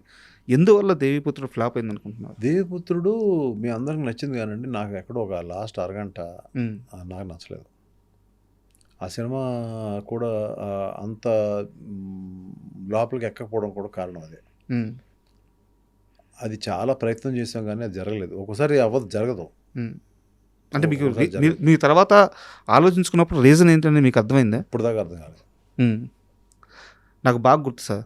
2001 జనవరి 26 నేను ఆ మూవీకెళ్ళాను. మూవీ అంతకుముందు ఒక 10 రోజుల ముందో ఏమో రిలీజ్ అయినట్టుంది. జనవరి 14 14. ఒక రోజు లేట్గా రిలీజ్ అయింది. ఒక సమ్ గ్రాఫిక్స్ ఇష్యూ వల్ల కొంచెం. నేను సినిమాకెళ్ళాను. సినిమా చూసిన సేపు ఆ ద్వారక మునిగిపోవడము, ఒక పవరు, అమ్మవారి శక్తి, విధ్వంసం ఇట్లాంటి చూసి అట్లా బయటికి రాగానే గుజరాత్లో భూకంపం వచ్చింది, ఇళ్ళన్నీ కూలిపోయినాయి అని చెప్పేసి చెప్తా ఉన్నారు. నేను థియేటర్ నుంచి బయటకు రాగానే ఇంకా నేను ఈ మూడ్లో నుంచే బయటికి రాలేదు. గబక్కన ఇది తగిలేలేకే అవును, అప్పుడు జరిగింది అది. సో నాకు 'దేవిపుత్రుడు' అలా బాగా గుర్తు. మీరు యాక్చువల్గా మీకు నచ్చింది అని చెప్పగానే అవునండి ఎందుకు ఫెయిల్ ఉందో తెలియదు అనే మాట అనొచ్చు నేను. కానీ నా ఫెయిల్యూర్కి నాకు అయితే రీజన్ తెలుసు సార్. కానీ రీజన్ తెలుసు అంటే నా ఉద్దేశంలో అది నాకు ఎక్కడో నచ్చలేదు, ఎక్కడో ఒక లాస్ట్ ఫేజ్ నచ్చలేదు అని తెలుసు. ఏం రెక్టిఫై చేయాలనే ప్రయత్నం చేసింది నాకు ఇప్పటివరకు అందలేదు అది. సార్ అయితే నాకు తెలిసిన ఇన్ఫర్మేషను, 'శత్రువు' తరువాత మీరు కాస్త లాసుల్లోకి వెళ్ళిన తర్వాత వెంకటేష్ బాబుతో సినిమా తీయాలి అంటే నాకు తెలిసి ఇండస్ట్రీలో వెంకటేష్ గారికి ఉన్న చాలా బెస్ట్ ఫ్రెండ్స్లో మీరు ఒకరు. మీరు వెళ్ళి డైరెక్ట్గా అడిగితే ఆయన సినిమా ఖచ్చితంగా చేస్తారు. అలాంటి టైంలో కూడా మీరు వెంకటేష్ గారిని సినిమా అడగలేదు. 'దేవిపుత్రుడు' సినిమా తీశారు. ఆ రిజల్ట్ అలా వచ్చిన తర్వాత వెంకటేష్ గారు మీతో ఏం మాట్లాడారు? 'దేవిపుత్రుడు' కాదండి, నేను యాక్చువల్గా 'దేవిపుత్రుడు' కథ అనుకోలేదు. కానీ వెంకటేష్ గారితో సినిమా చేయమని చాలామంది స్ట్రీట్ ఫైటర్ అనే సినిమా ఆడలేదు అప్పుడు. అవును. తీయమంటే నేను ఈ సినిమా ఆడలేదు కదా, నేను వెళ్ళను, వేరే సినిమా ఏదైనా తీద్దామని అప్పుడు 'దేవి' సినిమా తీసాను. దాని తర్వాత నేను 'దేవిపుత్రుడు' సక్సెస్ఫుల్ తీసాను అది. అవును. బట్ ఒక్కోసారి కొన్ని కథలు కుదురుతాయి, కొన్ని కథలు కుదరవు. అది ఎవరు తప్పు అది లేదు. ఓకే. వెంకటేష్ గారు అంత బెస్ట్ ఫ్రెండ్ కాబట్టి మీతో ఏం మాట్లాడారు? బెటర్గా చేసి ఉండాల్సింది అన్నాడు. అంతే, ఇంకా అంతకంటే ఏమనలేదు. అంతే. అండ్ మీ లైఫ్నే కాకుండా చాలామంది టెక్నీషియన్స్ కానీ, హీరో కానీ, హీరోయిన్స్ కానీ చాలామంది లైఫ్ని మార్చి ఆడియన్స్కి సూపర్ ఫీల్ ఇచ్చిన మూవీ 'మనసంతా నువ్వే'. అంటే ఆ సినిమా గురించి మీరు అన్నట్టు ఇందాక 'దేవి' గురించి ఎలాగో మాకు 'మనసంతా నువ్వే' అలాగా. సో ఎంతసేపు అయినా మాట్లాడవచ్చు. 'మనసంతా నువ్వే' సమయానికి మీ మైండ్ సెట్ పూర్తిగా మారిపోయిందా? ఇంకా స్టార్స్ వద్దు, బడ్జెట్ వద్దు, కథ ఉంటే చాలు అన్నీ వస్తాయి. ఆ రోజు 'మనసంతా నువ్వే' స్టార్ట్ చేసే సమయానికి ఎంఎస్ రాజు గారి మైండ్ సెట్ ఎలా ఉంది? అది ఒక స్మాల్ ఫిల్మ్ తీయాలి, ఒక లవ్ స్టోరీ తీయాలి. ముందైతే ఏం తీయాలో తెలియదు, కానీ ఏదో ఒక ఫిలిం, హిందీ ఫిలిం ఒకటి 1954, నేను ఇంకా పుట్ల అప్పటికి, అదేదో బ్లాక్ అండ్ వైట్లో టీవీలో వస్తుంది, అది చూసి ఇన్స్పైర్ అయ్యాను. దాని పేరు 'అన్మోల్ గడి'. అందులో ఉన్నది ఓన్లీ పిల్లలు వాళ్ళిద్దరి మధ్యన వాచ్, అదొక్కటే ఐడియా ఉంది అంతే. మిగతా సినిమా అంతా వేరు. ఆ పిల్లలు అది ఇది ఎప్పుడుతో 1954 కదా, జనానికి గుర్తుండదులే, దాన్ని క్యారెక్టర్స్ పట్టుకుని సినిమా చేద్దాం అని అనుకుని దాని మీద కథ అల్లాను. కథ అల్లిన తర్వాత ఫస్ట్ పరుచూరి వెంకటేశ్వరరావు గారు చెప్పాను, బాగుంది కొంచెం వర్క్ చేద్దాం అన్నారు. తర్వాత ఎస్ గోపాల్ రెడ్డి గారు చెప్పాను, బాగుంది చెయ్యి అన్నారు. నాకు ఆ సంవత్సరం 'దేవిపుత్రుడు' ఫ్లాప్ అయిన సంవత్సరమే రిలీజ్ చేయాలి నాకు. ఓకే. మే 1 ఎప్పుడు ఈ ఐడియా నేను చూశాను. మే 1 చూసిన తర్వాత ఓకే, దీన్ని మే 10 నా బర్త్డే కదా, ఆ రోజు ఓపెన్ చేసేద్దాం, స్టోరీ పూర్తి అవ్వాలిగా మొత్తం. అదేంటి ఆ సినిమా పూర్తి అవ్వాలి కదా అని వెంకటేశ్వర గారు, అసలు ఎవరు డైరెక్ట్ చేద్దాం అనుకుంటారు. గోపాల్ రెడ్డి గారేమో నువ్వు అనుకున్నావు కదా కథ, నీకు అన్నీ తెలుసు, నువ్వే చేసేయి, నేను ఉంటాను కదా వెనకాతల, నీకేం ఎక్కడ షార్ట్ కన్ఫ్యూజన్ ఉండదు, నేను ఉంటాను కదా అని. వద్దండి అలా వద్దు, ఇప్పుడు అసలే ఒక ఫెయిల్యూర్ ఉంది, ఇప్పుడు నేను ఇవన్నీ పెట్టుకోలేను, నాకు ఎవరన్నా జస్ట్ చూస్తున్నానంటే సరే నువ్వేమనుకోకపోతే ఒక అతను ఉన్నాడు అని చెప్పి అప్పుడు విఎన్ ఆదిత్య పేరు చెప్పాడు. ఓకే. సో తను మనకు దగ్గరగా ఉంటాడు, నీకు ఇది నిన్ను I think he label to understand you, నీ లోపల ఏముందో అండర్స్టాండ్ చేసుకుంటాడు అతను చెప్పింది ఆయనే. ఈ పరుచూరి వెంకటేశ్వరరావు గారు, గోపాలకృష్ణ గారు మేము చెప్పాము ఆదిత్య గురించి అని అంటారు, కానీ వాళ్ళు గోపాల్ రెడ్డి గారు చెప్పిన తర్వాత సెకండ్ ఒపీనియన్ తీసుకున్నాయింది యాక్చువల్గా. ఓకే. వాళ్ళిద్దరిది లేదు మంచి కుర్రాడు మన దగ్గర చాలా సినిమాలకి పనిచేశాడు, కో డైరెక్టర్గా పనిచేశాడు అదే దాన్ని. అప్పుడు ఆ అబ్బాయిని పిలిపించాను. పిలిపిస్తే సో హీ వాజ్ ఇంటూ ఏది ఇమ్మీడియట్గా తను అంటే అది అదే తను ఇమ్మీడియట్గా నా సినిమా అనగానే ఓకే మన సినిమాకి వెళ్ళిపోతాం అనుకున్నాం. దాని తర్వాత ఉదయ్ కిరణ్ అందరూ ఒక్కొక్కళ్ళు చేరడం ఇలా మెల్లమెల్లగా ఇట్లా ముందుకు వెళ్ళిపోయింది. నేను కథ చెప్పి ఇది ఎలా ఉంది కథ అంటే బాగుందండి అని చెప్పి అన్నాడు. అక్కడి నుంచి అందరం ఒక అండర్స్టాండింగ్తో అట్లా వెళ్ళిపోయాం. మనసంతా నువ్వే సినిమాని మీరే ఓన్గా రిలీజ్ చేసుకున్నారు. ఓన్గా రిలీజ్ చేశాను. ఆ డిసిషన్ మీరు ఫుటేజ్ చూసుకున్న తర్వాత నాకు డెసిషన్ వచ్చేసింది. మీకు ఎవరైనా సలహా ఇచ్చారా? కాదు నేను డెసిషన్ తీసేసుకున్నాను ఆల్రెడీ. నేను సలహా ఇస్తే ఎంత డెసిషన్ మేకింగ్ ఉంటుందో నాకు తెలీదు. ఒకసారి తీసుకున్నా తీసుకోవచ్చు. నా డెసిషన్ మేకింగ్ అయిపోయింది. ఆ టైంలో నువ్వు నేను సినిమా హిట్ అయింది. హిట్ అయిన తర్వాత నువ్వు నేను ప్రొడ్యూసర్స్ అన్నారు మీరు జాక్పాట్ కొట్టేసారు అమ్మేస్తారు సినిమా. నేను చెప్పాను ఇది అమ్మట్లేదని చెప్పాను. దీని తర్వాత ఊరికే కూర్చున్నప్పుడు పరచూరు గోపాలకృష్ణ గారు వెంకటేశ్వర గారు ఇద్దరు కూర్చుని ఉండగా ఏమండి ఇది అమ్మాలా లేదా అని నేను అడిగాను. ఒపీనియన్ కోసం మొత్తం ఉంచుకోన్నారు. సో అంతకుముందు నేను ఉంచుకోవాలని ఉంది అనేది వాళ్ళకి తెలీదు లోపల. సో అది సింక్ అయిందని నేను అప్పుడు ఎవరు అడిగినా కూడా నేను ఇవ్వలేదు సినిమా. అది అప్పుడు ఎంత అండి 1.5 ఎంతో చేసింది, 1.5 ఎంతో అయింది సినిమాకి ప్రోడక్ట్ మొత్తం టోటల్గా.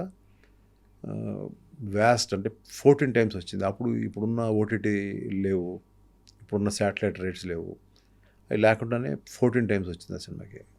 అదే సార్ కలెక్షన్ చూస్తే 14-15 కోట్ల రూపాయలు. ఉదయ్ కిరణ్ గారి రియాక్షన్ ఏంటి సార్ అంత పెద్ద హిట్ తర్వాత? ఏం లేదండి, అందరూ everybody were gelling so much, everybody మంచి అండర్స్టాండింగ్తో చేసాం సినిమాని. అందరూ కూడా ఎవ్రీబడి. ఎక్కడ మనకి ఒకటి ఏంటంటే అండి, మనకి ఎదురీది ఏ టెక్నీషియన్ కానీ ఏ ఆర్టిస్ట్ కానీ ఒక ఎంఎస్ రాజుని ఎదురీది వెళ్ళిన సందర్భం ఎక్కడ లేదు.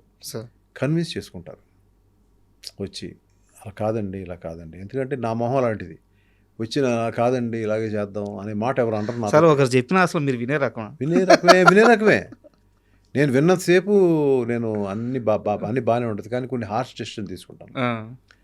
అలాంటి హార్ష్ డెసిషన్స్లో ఏంటంటే, నేను ఆదిత్య నాకు నెక్స్ట్ ఫిలిం ఇదే, ఈ రూమ్ నాకు ఉంచేయండి నాదే అని అన్నాడు. ఇంకో ఫిలిం ఒప్పుకున్నాడు, నాకు చెప్పకుండా ఒప్పుకున్నాడు అని కోపం వచ్చేసింది. చెప్పు ఒప్పుకోవచ్చు కదా అని చెప్పి కోపం వచ్చేసింది. అతను ఉన్న ప్లేస్ ఎప్పుడు అతని ప్లేస్కి వెళ్ళను నేను. అతని ప్లేస్కి వెళ్ళి అతని మీద అరిచాను గట్టిగా. అతను అస్సలు బిక్క చచ్చిపోయాడు, అతను అలా ఉండిపోయాడు అలాగా. తర్వాత నాకే అనిపించింది అమ్మ చూస్తే ఎందుకన్నా నేను గౌకునేలాగా. Okay youngsters let them earn money, ఏముంది తప్పే ఉంది. ఓకే ఆదిత్య మనం ఎప్పుడైనా సందర్భం వచ్చినా మళ్ళీ చేద్దాంలే, ఇది బాగా చెయ్యి, నీకు ఏదన్నా నీకు ప్రాబ్లం ఉన్నా ఇందులో, నీకు ఏదైనా స్టోరీలో నీకు ఇబ్బంది ఉన్నా నా దగ్గర రా, నేను చేస్తాను. ఆ కోపం అంతా పోయింది. అదే ఆ తర్వాత అందరూ మేమంతా బాగానే ఉండేవాళ్ళం. తర్వాత తనకి అది హార్ష్ డెసిషన్ అంటే చెప్తాను నేను. బాస్ అనే సినిమా చేశాడు తను. అవును, నాగార్జున గారితో. నేను అప్పుడు ఆట అనే సినిమాకి ఎవరు డైరెక్టర్ పెట్టుకోవాలో నాకు తెలియదు. ఆ టైంలో బాస్ అనే సినిమా సడన్గా పోయింది. నేను కూడా థియేటర్కి వెళ్ళి చూశాను, మా ఆదిత్య అని చెప్పి నేను థియేటర్కి వెళ్ళి చూశాను. ఇది చూసినప్పుడు నాకు నచ్చలేదు సినిమా, కానీ తనకి మెసేజ్ పెట్టాను, బాగుంది సినిమా, టెన్షన్ ఏం పడద్దని పెట్టాను. అతను ఇప్పుడు కూడా ఆయన బాగుందని చెప్పారు కదా, ఆడుతుంది అనుకుంటున్నాడు అతను. కానీ తనకు తర్వాత తెలిసింది, కానీ ఎందుకు నిలబెట్టాను తనకు తెలియదు. దాని తర్వాత ఎప్పుడో మెల్లగా నేను ఫోన్ చేసి మళ్ళీ పిలిచాను. పిలిచి నువ్వు మళ్ళీ బాస్ పోయింది, అది పోయింది, ఇది పోయింది, టెన్షన్ పడద్దు, నా సినిమా ఆట చేసేసాయి, కథ అంతా రెడీగా ఉంది, వచ్చేసాయి అని చెప్తే తను ఇమ్మీడియట్గా, ఎందుకంటే it's like for him also it's like home banner. నాకు విపరీతమైన అండర్స్టాండింగ్ ఉంది తనతో. ఏదైనా ఉంటే తిడతాను, ఏదైనా షార్ట్ జరుగుతున్నప్పుడు ఏదైనా ఫోన్ రింగ్ అయినా, అంటే అంత క్లోజ్, నాకు చనువు ఉంటుంది, బాగా చనువు. లేదంటే ఏదైనా ఎక్కడికండి ఎక్కువ తను కొంచెం ఉండే పనులు కూడా చేస్తున్నాడు, ఫోన్ల ద్వారా వాళ్ళకి వీళ్ళకి హెల్ప్ చేస్తాడు చాలా ఎక్కువ. పిలిచినప్పుడు ఏంటయ్యా సినిమా కాన్సంట్రేట్ రా అని చెప్పి గట్టిగా తిడుతూ ఉంటాను, అది వస్తూ ఉంటాడు. ఇలాంటి అండర్స్టాండింగ్ మా ఇద్దరి మధ్య. ఇప్పుడు దానికి తగ్గట్టే డైరెక్టర్స్ అసోసియేషన్కి ఆయన హెడ్ అయ్యి ఉన్నారు. అందరూ అయితే ఒక క్వశ్చన్ అడుగుతాను, చాలా ఫ్రాంక్గా చెప్పాలి మీరు. ఆటా సినిమా షూటింగ్ నిజంగా అంత సజావుగా సాగిందా? ఆటా నేను సినిమా ఇందాక విషయం, ఏం చెప్పాను ఆటా మీకు? సినిమా విషయంలో నేనేం చెప్పాను ఇబ్బందులు వచ్చినాయి రాలేదా? నేనేం చెప్పాను ఇందాక మీకు? ఆ, నా దగ్గర ఏ టెక్నీషియన్ ఆర్టిస్టు ఉమ్, ఒక ఏదైనా అలగడం చేయడం కన్విన్స్ చేసుకుంటారు తప్ప మీకు ఇది ఏ సందర్భంలో విన్నారో ఎలా విన్నారో నేను తీసే ప్రాణం పెట్టే సినిమా మీద ఒట్టు. మరి ఆటా సినిమా ఎక్కడ విన్నా మీరు ఎవరు నేను పేర్లు చెప్పొద్దు, ఎక్కడ విన్నా అది రూమర్ అబద్ధం అంతే. ఇంక మీరు ఎందుకంటే అడుగుతున్నాను, ఆటా గురించే. ఇది నా సినిమా మీద ఒట్టేసి చెప్తున్నా. ఉమ్, మీరు ఇది ఎవరు చెప్పారు అనేది కూడా నన్ను మాత్రం అడగద్దు, ఉమ్, లేదంటే ఎక్కడి నుంచి విన్నారు వినద్దు, రూమర్ వినొద్దు. నేను చెప్పిందే హానెస్ట్గా చెప్తున్నాను. ఇది జరగదు కూడా, ఇది జరగలేదు, నా లైఫ్లో ఎప్పుడు జరగదు. నేను అలిగెళ్ళిపోతా. ఉమ్, అది ఓకే. ప్రభాస్ 5 నిమిషాలు పౌర్ణమికి లేటుగా వస్తే అలిగెళ్ళిపోయాను. ఉమ్, కారులో ప్రియతమ స్పీడ్ వచ్చి నాకంటే ముందు ఆపి వెళ్ళలేదు నన్ను, తీసుకొచ్చాడు నన్ను. ఏంటి 5 నిమిషాలు లేటుగా వస్తే ఏంటి అది అప్పటికే మా ఇద్దరి మధ్య బాగా క్లోజ్. గట్టిగా అరిచాడు నా మీద, గట్టిగా అరవకు ఏంటి లేటుగా వచ్చి, మేము రండి సోది రండి అని చెప్పి పట్టుకుని అలా కారు ఎక్కించుకొని తీసుకెళ్ళిపోయాడు. అలా ఏదో మనం ఏదో దాంట్లో రాత్రి అంతా మనం నిద్ర లేకుండా ఆలోచించి తీస్తూ ఉంటాం. హిట్ ఆఫ్ ఫ్లాప్ తర్వాత విషయం. సార్ పొద్దున్న వచ్చినట్టు నాకు ఆర్టిస్ట్ రాదు, ఎందుకు రాడు కాదు, ఎందుకు రావు అక్కడికి, ఎందుకు రావు? నేను అనుకున్న షార్ట్ కాల్ షీట్ నువ్వు ఎందుకు రావు? అవన్నీ పాత పద్ధతులు ఇప్పుడు లేవు అనుకోండి, అవన్నీ వదిలేండి. అందువల్ల మనం సినిమా కూడా ఇంకా పెద్ద పెద్ద స్టార్స్తో సినిమా చేయడాలని కూడా కొంచెం చాలా ఇబ్బంది. అయితే మీ విషయంలో చాలా ఆనందపడిపోయారంట కృష్ణ గారు. ఒక్కడో సినిమా మొత్తం ఫైనల్ అవుట్ చూసుకొని ఎంఎస్ రాజు అని ఒక మాట అన్నారు, మీ దాకా వచ్చింది లేదో తెలియదు. ఎంఎస్ రాజు నాకు జీవితంలో మర్చిపోలేని గిఫ్ట్ ఇచ్చాడు ఆ ఒక్కడో మూవీ చూసుకొని. ఆయనకి ఆ క్షణం అర్థమైంది, తన కొడుకు సూపర్ స్టార్ రేంజ్కి వెళ్ళిపోయాడు ఈ సినిమాతో అని చెప్పేసి. నేను అలా ఎప్పుడు అనుకోనండి, కృష్ణ గారు ఆశీర్వాదం లేకుండా ఏది ఆ సినిమాకి జరిగి ఉండదు. సార్ ఫస్ట్ ఆయన కాళ్ళకి దండం పెట్టి ఈ సినిమా బాగా జరగాలండి అని చెప్పి కాళ్ళకి దండం పెట్టినండి నేను. At the same time Mahesh బాబులో అంటే ఒక మంచి ఫ్రెండ్ ఆ సినిమాలో ఎన్ని జోకులు వేసేవాడు అంటే నా మీద, మామూలు జోకులు కాదు. నేను అసలు ఏం అలిగేవాడు కాదు, అలా నవ్వుతూ ఉండేవాడు అతను చూసి. నేనే దొరికాను బాబు నీకు, ఎన్ని జోకులు వేసేవాడు అంటే నా మీద. నేను ఇలా వెళ్ళంగానే అలా వేసేవాడు జోకు, నేను వింటా ఉండేవాడు. మళ్ళీ వెనక్కి తిరిగి వచ్చి ఏంటి వేసావు అని, ఊరికేనండి అలా చాలా సరదాగా, అంటే చాలా టఫ్ ఫిల్మ్ అయినా కూడా ఒక్కడు చాలా సరదాగా జరిగిపోయింది. బట్ ఒక్కడో సినిమాకి సంబంధించినంత వరకు గుణశేఖర్ గారు కథ రెడీ చేసుకున్నారు, మహేష్ బాబు గారు హీరోని ఫిక్స్.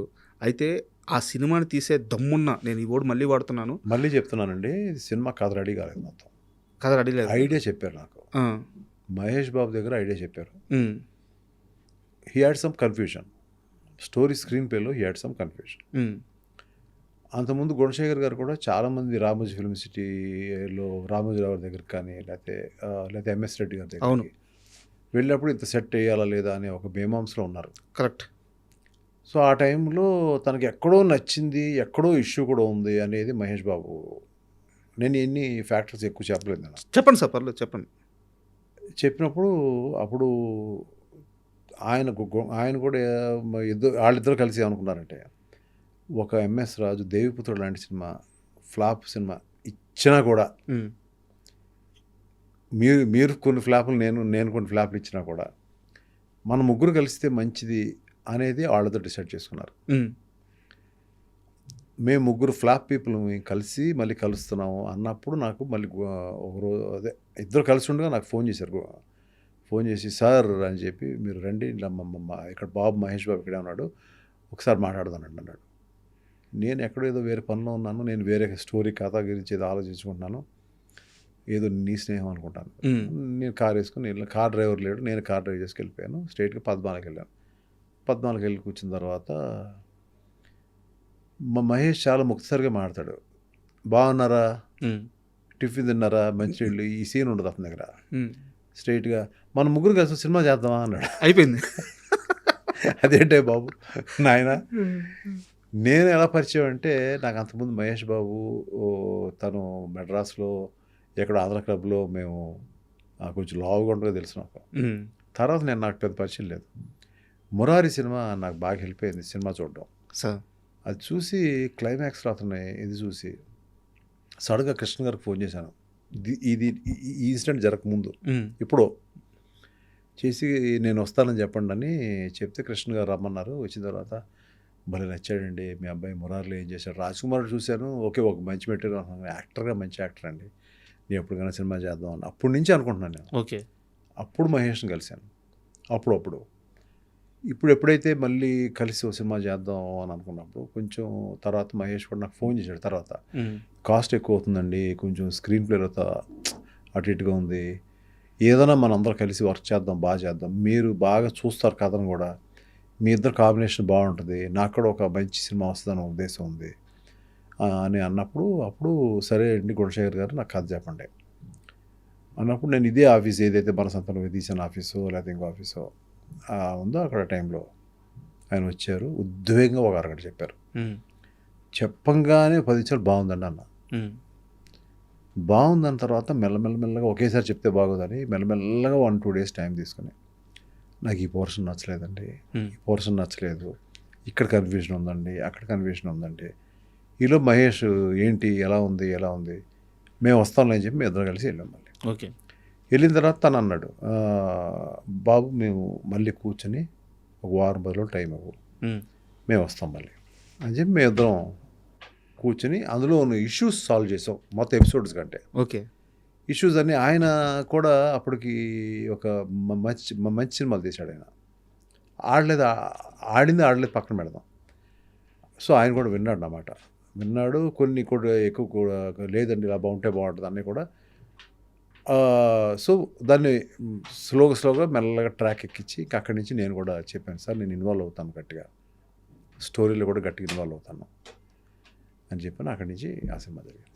అయితే ఒక్కడికి సంబంధించి ఒక చిన్న డౌటు, ఆ కొండారెడ్డి బుర్జు దగ్గర ప్రకాష్ రాజ్ గారిని కొట్టే షాటు సినిమా ఓపెనింగ్లోనే ఉండాలి యాక్చువల్గా, అయితే తర్వాత స్క్రీన్ ప్లేలో భాగంగా దాన్ని మార్చేశారు, నిజమేనా ఇది? నేను కథ విన్నప్పుడే చెప్పానండి, మీరు వేరే స్క్రీన్ ప్లే అనుకున్నారు, నేను అడిగింది అది యాక్చువల్గా బాగోదండి అంటే ఆయన అన్నాడు, సార్ కొంచెం అమౌంట్ ఎక్స్ట్రా అవుతుంది, ఇది తీస్తాను అది తీస్తాను అన్నాడు. సార్ తీయండి మీ ఇష్టం అన్నాను. ఎందుకంటే వై షుడ్ వి రేపు సినిమా చూస్తారు చెప్పచ్చు కదా. కరెక్ట్. సినిమా మొత్తం అయిపోయిన తర్వాత ఈ చాలా ఎక్కువ ఖర్చు అయింది, లేకపోతే ఇంకోటి తర్వాత ఆయన గుణశేఖర్ గారు కూడా ఇంకా ఎక్కువ అయ్యేది. ఆయన పెట్టిన ఎఫర్ట్ మామూలుగా అయితే హెవీర్ అయిపోతుంది సినిమా. అంటే ఎంత అవుతుందో ఎప్పుడెప్పుడు అవుతుందో తెలీదు. చాలా గ్రిప్గా చాలా ఆన్ టైం తీశారు, కరెక్ట్గా అనుకున్న బడ్జెట్ తీశారు ఆయన. దాని తర్వాత మళ్ళీ రష్ చూపించినప్పుడు నేను స్ట్రైట్గా చెప్పేశాను, సార్ అప్పుడు నేను చెప్తానో అదే మాటకి స్టిక్ అనే ఉంటున్నాను, నేను వర్కౌట్ అవుతుంది సార్ ఇది ఇంటర్నేషనల్ సినిమా సార్, అలా కాదు సార్ ఇలా కాదు సార్ అంటే, తర్వాత ఓ పని చేయండి సార్, మీకు నాకు ఇష్టలు మన పరుచూరు బ్రదర్స్ వాళ్ళు పెట్టి కూర్చోబెడదాం. ఆ తర్వాత గుణశేఖర్ గారు పాపం ఆయన ఏకీభవించారు, లేదండి మీరు అందరూ చెప్పింది కరెక్ట్, మనం ఇలాగే వెళ్దామండి, ఎందుకు ఛాన్స్ తీసుకోవాలి, ఇది ఏంటంటే మహేష్ బాబు కెరీర్ ముఖ్యం, నా కెరీర్ ముఖ్యం, మీ కెరీర్ ముఖ్యం, ఇంత బడ్జెట్ అయిపోయింది, నేను ఇట్లాగే వెళ్దామండి మనం అని చెప్పి ఆయన పాప కన్విన్స్ అయ్యారు. ఆయన కన్విన్స్ అయిన తర్వాత ఇది ఏ సినిమా కన్నా ఈ ఫైనల్ ఎడిటింగ్ దగ్గర దెబ్బలాట్లు ఉంటాయండి. అదేదో పర్సనల్ ఇదైతే కాదు, కొన్ని నేను తప్పు చెప్పేవాడిని, నేను కొన్ని తప్పు చెప్పినప్పుడు ఆయన అది కాదు సార్ ఇది బాగుంటుంది అని నన్ను కన్విన్స్ చేసిన రోజులున్నాయి. ఓకే. ఒక ఫైట్ ఉంటుంది ప్రకాష్ రాజ్ గారికి హీరోకి మధ్యలో ఫైట్ ఉంటుంది. అది ఇప్పుడు ఆ అమ్మాయికి ఇలా కత్తి పెట్టి గోబ్బెమ్మ అనే సీన్ ఉంటుంది, పెద్ద ఫైట్ అండి యాక్చువల్గా. నేను చెప్పాను, సార్ గుణ గారు ఇది కరెక్ట్ కాదు గుణ, క్లైమాక్స్లోనే ఫైట్ ఉండాలి ఇద్దరికి, మధ్యలో ఫైట్ అయిపోయింది సినిమా, నేను ఇలా ప్లాన్ చేశాను సార్ అలా ప్లాన్ చేశాను అన్నాడు. కానీ ఆయన ఆలోచించాడు, ఆయన మెల్లగా ఆయన కూడా ఆలోచించాడు, ఎందుకు చెప్తున్నాడు ఇన్నిసార్లు ఎందుకు చెప్తున్నాడు అని చెప్పి ఆలోచించుకొచ్చి చెప్పారు, లేదు సార్ మీరు కరెక్టే అని చెప్పి వెంటనే పరుసు రెడ్డి పిలిపించి నేను ఒక సీన్ చెప్తాను సార్, ఆయనే చెప్పాడు సార్, నేను చెప్పలేదు. మనం we should able to inspire one maker sir. First బాగుంది బాగాలేదు చర్చ అంతే కదా, నేను కూడా బాగుంది బాగాలేదు అనేది ఎవరన్నా చెప్తాను కదా నాకు కూడా. అప్పుడు ఆ రోజు ఆయన కత్తిలో పెడతాడండి హీరో, ఆ అమ్మాయి అంటే పడి చచ్చిపోతున్నాడు, వద్దు చంపొద్దంటే అలాగే ఎస్కేప్ అయ్యాడని చెప్పాడు ఆయన. ఉమ్. క్లాప్స్ కొట్టానండి. అంత పెద్ద ఫైట్ అవసరం లేదు ఇంకా. నేను వెంటనే ఇలా చెప్పాను, సార్ ఎక్స్ట్రాడనరీ ఉంది సార్ అని. అంత మదనలోంచి వచ్చిన సినిమా అండి అది. బా అంటే ఇందులో ఆయన చెప్పారా నేను చెప్పారా నేను కాదన్నానా ఇవన్నీ కాదండి. ఫైనల్గా మూవీ అండి. ఫైనల్ మూవీ కోసమే పోరాడుతూ ఉండే. సార్ ఒకటి అడుగుతాను చెప్పండి. మనసంతా నువ్వే సినిమా ఎంఎస్ రాజు గారిని చాలా కష్టాల నుంచి బయటపడేసింది. ఆ సినిమాకు డబ్బులు వస్తున్నాయి, తీసుకొని హ్యాపీగా పోయిన ఆస్తులను పోయిన డబ్బును సేవ్ చేసుకోవచ్చు. ఆ సినిమా డబ్బులన్నీ తీసుకొచ్చి అప్పటి వరకు అంత మార్కెట్ లేని మహేష్ బాబు మీద నాకు తెలిసి ఇంకో 5-6 కోట్లు ఎక్స్ట్రా పెట్టేశారు. ఎందుకు అంత ధైర్యం? 5-6 కోట్లు కంటే ఎక్కువ పెట్టానండి. ఒరిజినల్గా అంతకుముందు అయిన దానికంటే 5-6 కోట్లు అదే అయింది. ప్లస్ ఆ సినిమాకి నాకు వచ్చిన డబ్బులన్నీ అంత పెట్టాను. తర్వాత డబ్బులు వెనక్కి వచ్చిన తర్వాత ఒక 30% ఆఫ్ ద మనీ దేవిపుత్రుడులో పోయిన బయర్స్ అందరికి ఇచ్చాను. మళ్ళీ బ్యాక్ చేశారు. చాలామంది అడుగుతారు ఇప్పటికీ, అది ఎందుకు ఇచ్చారు, ఎన్ఆర్ఐ కదా ఎందుకు ఇచ్చారు వెనక్కి. అది ఇప్పుడు పెడితే కొన్ని 100 కోట్లు ఆస్తయ్యేది కదా. కరెక్ట్. నా మనసు ఒప్పి నేను ఇంకో సినిమా చేయలేను. వాళ్ళకి వచ్చినప్పుడు నాకు ఎంత వెనక్కిస్తున్నారు అనేది నేను అడగను. వాళ్ళు పోయినప్పుడు ఎంత పోయిందని అడుగుతాను. రాజుగారు చెయ్యది ఏం చెయ్యో, ఎవరో చెప్పిన మాటిని ఉంటే మేబీ ఇంకా డబ్బు ఎక్కువ ఉండేదేమో అనేది ఎప్పుడు నాకు మాత్రం అనిపించలేదు. నేను అనుకుంది చేశాను అంతే. అయితే ఇంకొక చిన్న డౌట్ సార్. యాక్చువల్గా ఒక్కడు తరువాత త్రివిక్రమ్ గారితో మహేష్ బాబుతో కలిసి ఇంకో సినిమా మీరు చేయాలి, చాలా ప్లాన్స్ కూడా జరిగిపోయినాయి, బట్ ఎందుకు ఆ సినిమా ఆగిపోయింది? అది ఎందుకు ఆగిందండి, అది ఎక్కువ చెప్పకూడదు. ఎందుకంటే Trivikram is a great person. అంటే అలాంటి ఆయన నా సినిమా నా బ్యానర్లో డైరెక్ట్ చేస్తున్నారంటే అది should say big credibility for me, very big credibility. నేను ఎక్కడో ఏదో వర్కౌట్ కాలేదు, అంటే ఏదో స్టోరీ వైజో లేకపోతే ఇంకోటో అదేదో నేను వరుసగా సినిమాలు ఇట్లు ఇస్తున్నాను అనే ఉద్దేశం కూడా కాదు. ఎక్కడో ఏదో సమ్వేర్ ఎక్కడో వర్కౌట్ కాలేదు సార్. అది ఇప్పటికే నేను చాలా ఫీల్ అవుతుంటాను. నేను మళ్ళీ మహేష్ బాబుతో చేయలేకపోయాను. పాప అతను ఏదో విధంగా ఇంకొక డైరెక్టర్ని పెట్టి చేద్దాం అని పెద్ద డైరెక్టర్ ఒకళ్ళు చెప్పి చేద్దాం, నాకు ఈజీ అయ్యేది కదా. అవునవును. నేను ఎక్కువ ఆలోచించట్లేదు, ఆయన ఆలోచిస్తాడు కదా. అవును. ఏదైనా ఉంటే బాగుంది బాగాలేదని చెప్తాం అంతే. ఏదో ఎక్కడో సమ్వేర్ అండి, అది గుర్తు పెట్టుకోవాల్సిన విషయం కూడా కాదు అది. అయితే యాక్చువల్గా నేను ఆ హీరోతో మళ్ళీ ఎందుకు చేయలేదు ఇలాంటి అడగను, కానీ మీరు ఇంటర్వ్యూకి వస్తున్నప్పుడు నేను ఒక సీరియస్ ప్రశ్న అడగాలనుకున్నాను. మీరు చాలా చెట్లకి పాదు దవ్వారు, ఎరువేశారు, నీళ్లు పోసారు, ఫ్రూట్స్ వచ్చే టయానికి ఆ ఫ్రూట్స్ తీసుకోకుండా పక్కకి వెళ్ళిపోయారు. ఇదే ఎంఎస్ రాజు గారు ప్రభాస్కి ఒక స్టార్డమ్ వచ్చిన తర్వాత సినిమా తీస్తే 100 కోట్లు మిగలవా? మహేష్ బాబుకి ఒక స్టార్డమ్ వచ్చిన తర్వాత ఇలాంటి టైంలో ఒక సినిమా తీస్తే 100 కోట్లు మిగలవా? ఎప్పుడు ఎక్కడ మళ్ళీ ఆ ప్రయత్నం చేసినట్టు ఎక్కడా కనిపించరు. మీరు ఒకరిని వెళ్ళి సినిమా అడగరు, కష్టమంతా మీరు తీసుకుంటున్నారు, సుఖంలో మొత్తం వాటా అడగట్లేదు. వాళ్ళ సుఖం ఎందుకు అవుతుందండి?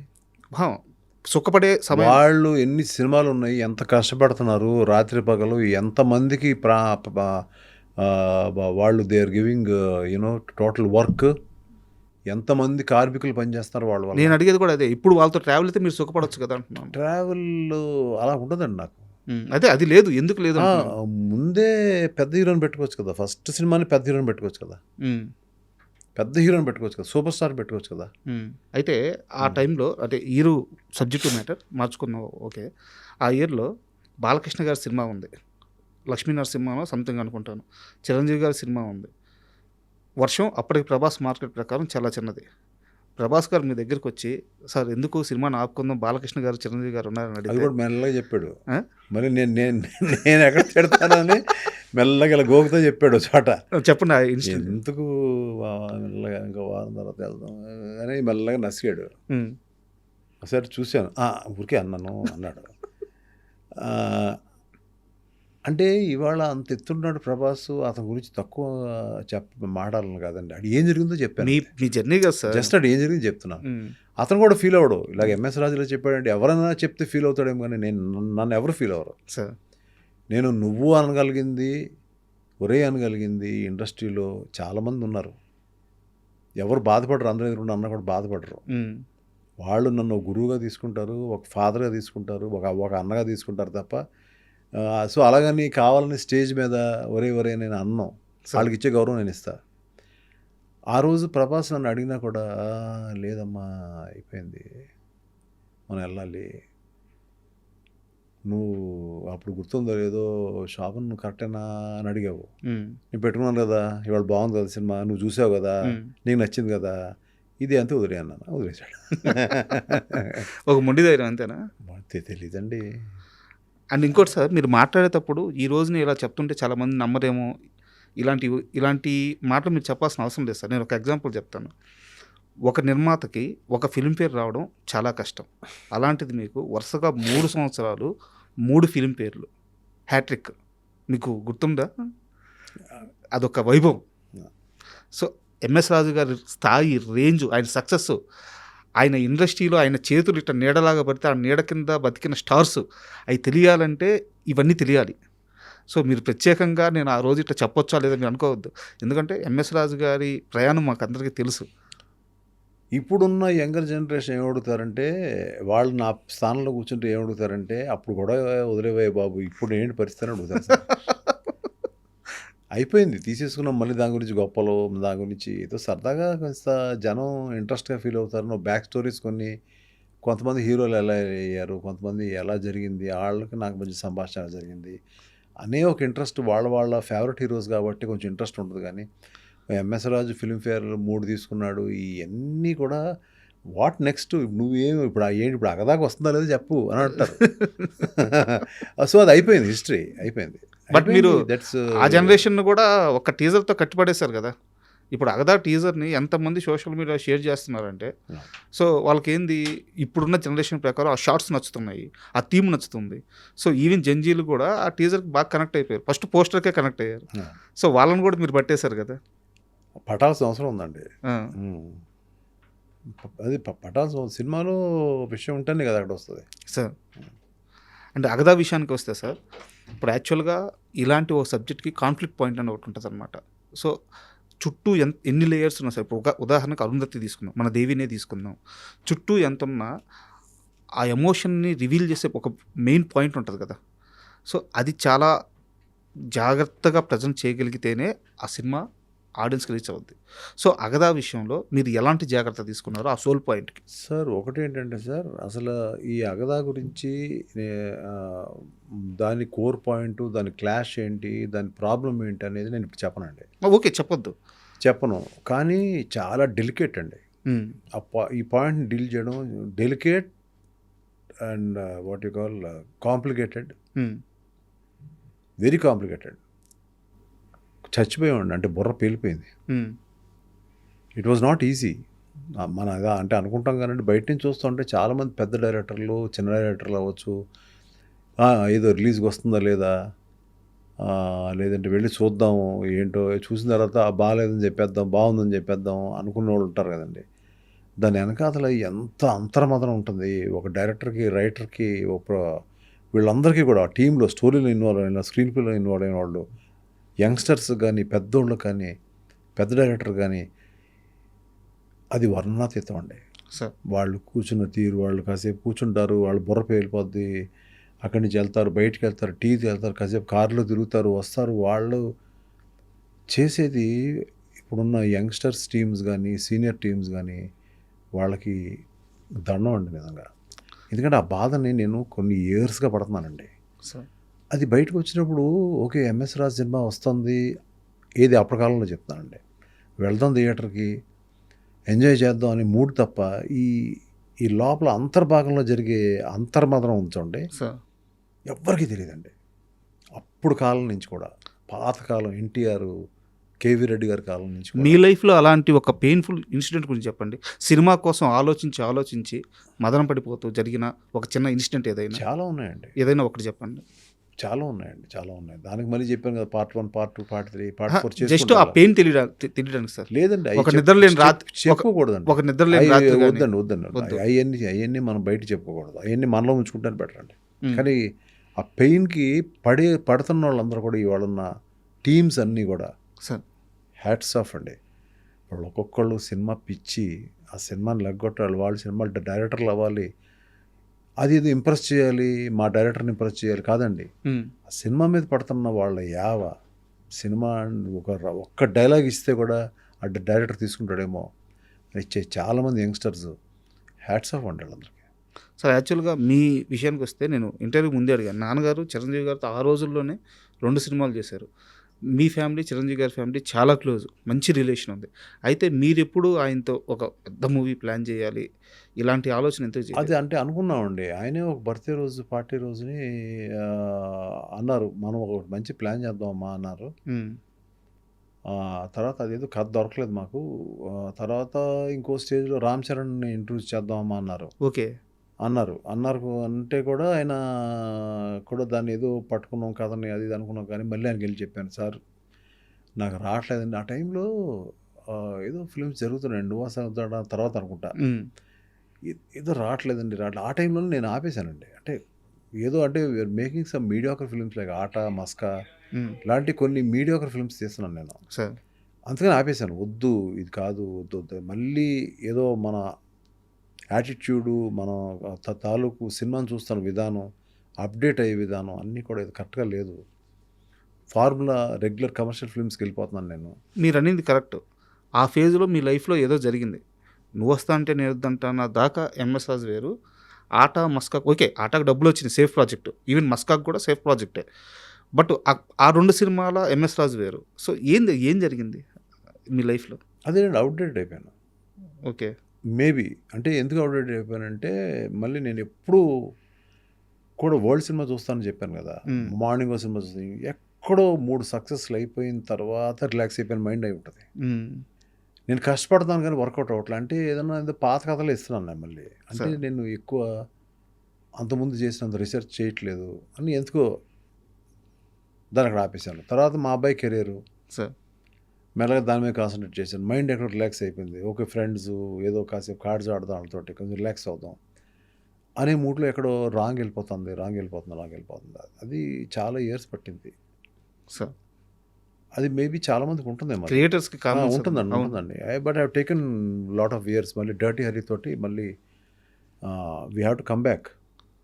ఆ స్లోగా మెల్లగా చూసి ఇప్పుడు ఇప్పుడు 'అగదా' ఈ టీజర్ చూస్తే పూర్తిగా మళ్ళీ ఆ క్రియేటివ్ జోన్‌లోకి వచ్చేసినట్టుంది బ్రెయిన్. రావాలండి. ఆ? నాకు అవసరం అండి.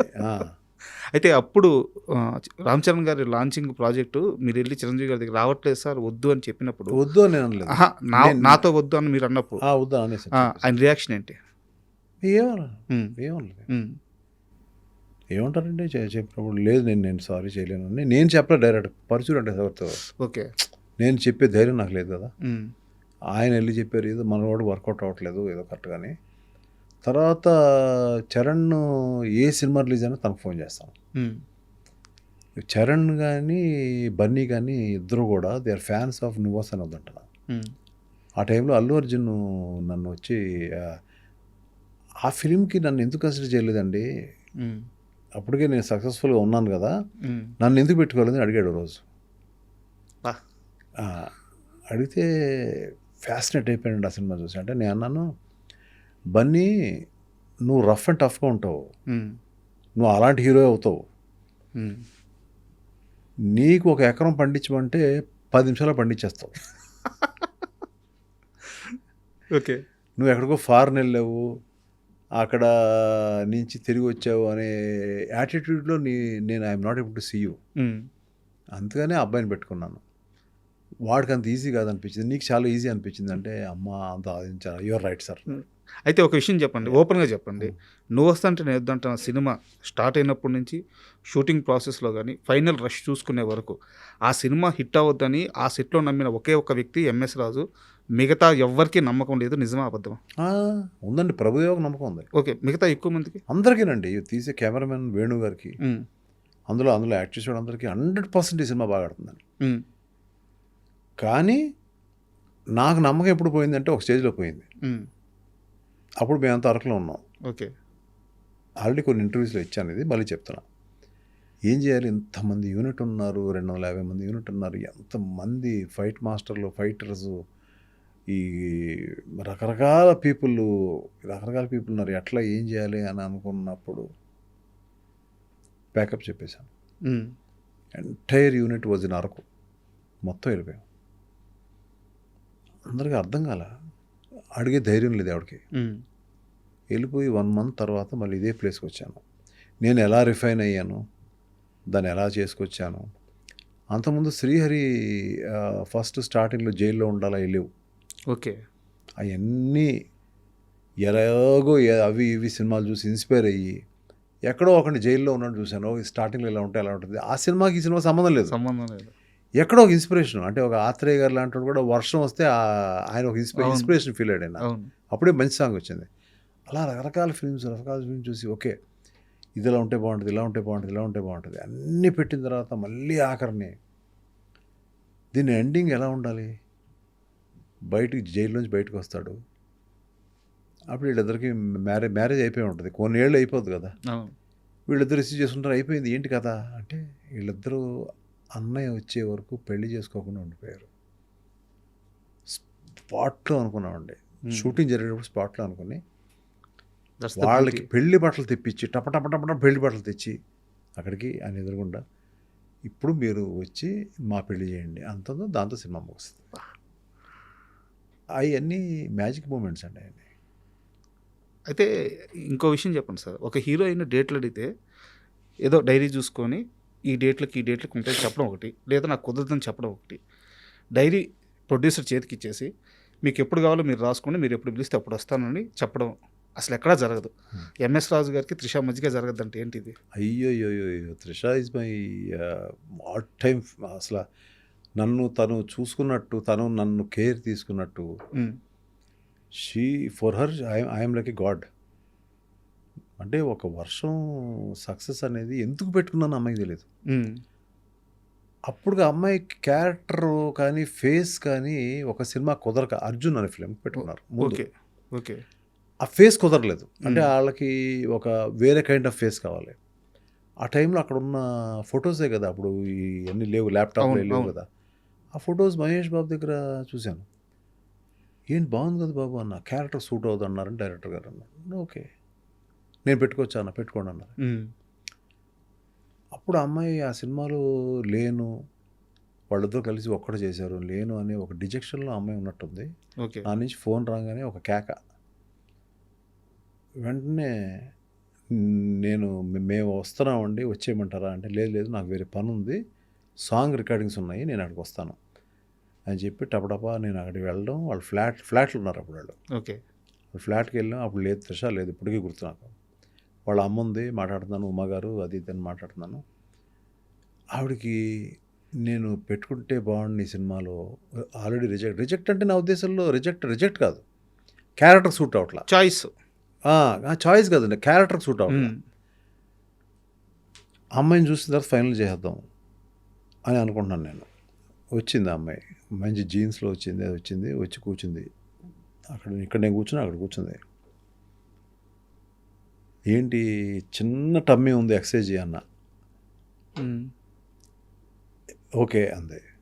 అంటే వాళ్ళకి అర్థమైపోయింది నేను సినిమా పెట్టుకుంటున్నానని. సో వెంటనే ఉమాగారు అంది, వాళ్ళ మదరు, అయితే మీరు సినిమా పెట్టుకుంటారన్నమాట అంది. అందుకే కదా చెప్పింది. అంతే. ఇంక అక్కడి నుంచి అమ్మాయి వెనక్కి తిరిగి చూడలేదు, ఒక్క ప్రశ్న అడగలేదు. ఆ అమ్మాయికి ఎంత అభిమానం అంటే నేనంటే ప్రాణం అమ్మాయికి. అక్కడి నుంచి ఎలా ఉంటుందంటే ఇట్స్ లైక్ సీన్ చూడదు, నాకు ఏం వద్దు, it's an MS Raju film, నాకు స్పాట్లో ఇచ్చేయండి సీన్ అంతే, ముందెళ్ళి చదువుకోవడాలు ఏం ఉండదు. అది కాదండి, మీరు ఎవరి తమిళని నేర్చుకోండి, నో, స్పాట్కి వచ్చి నాకు చెప్పండి సీన్ అంతే. ఆ ప్రశ్న అడగను, ఏం అడగను, ఎక్కడ డ్యాన్స్ చేయమంటే చేస్తాను. 75 రోజులు వర్షం అండి, 75 రోజులు అమ్మాయి మీద వర్షం పడింది. అప్పుడు వర్షానికి వంశీ పైడిపల్లి నా దగ్గర ఆ సినిమాకి పనిచేశాడు. దానికి పనిచేస్తే అసోసియేట్ డైరెక్టర్గా పనిచేస్తే తను మొత్తం రెయిన్కి అంతా ఇచ్చారు సరే. ఓకే. అప్పుడు అమ్మాయి కొంచెం పక్కనేయండి అని అతను చెప్పేది నడిచివ్వండి గట్టిగా ఇక్కడి నుంచి. సో అట్లా అమ్మాయి కొన్ని సీక్వెన్సెస్ అయితే నా వల్ల కాదు ఏడ్చేది అమ్మాయి. నేను చెప్పాను కదా చాలా కష్టం ఉంటుంది, రైలు వెళ్తూ ఉంటుంది, దూకాలి అని చెప్పాను కదా నీకు.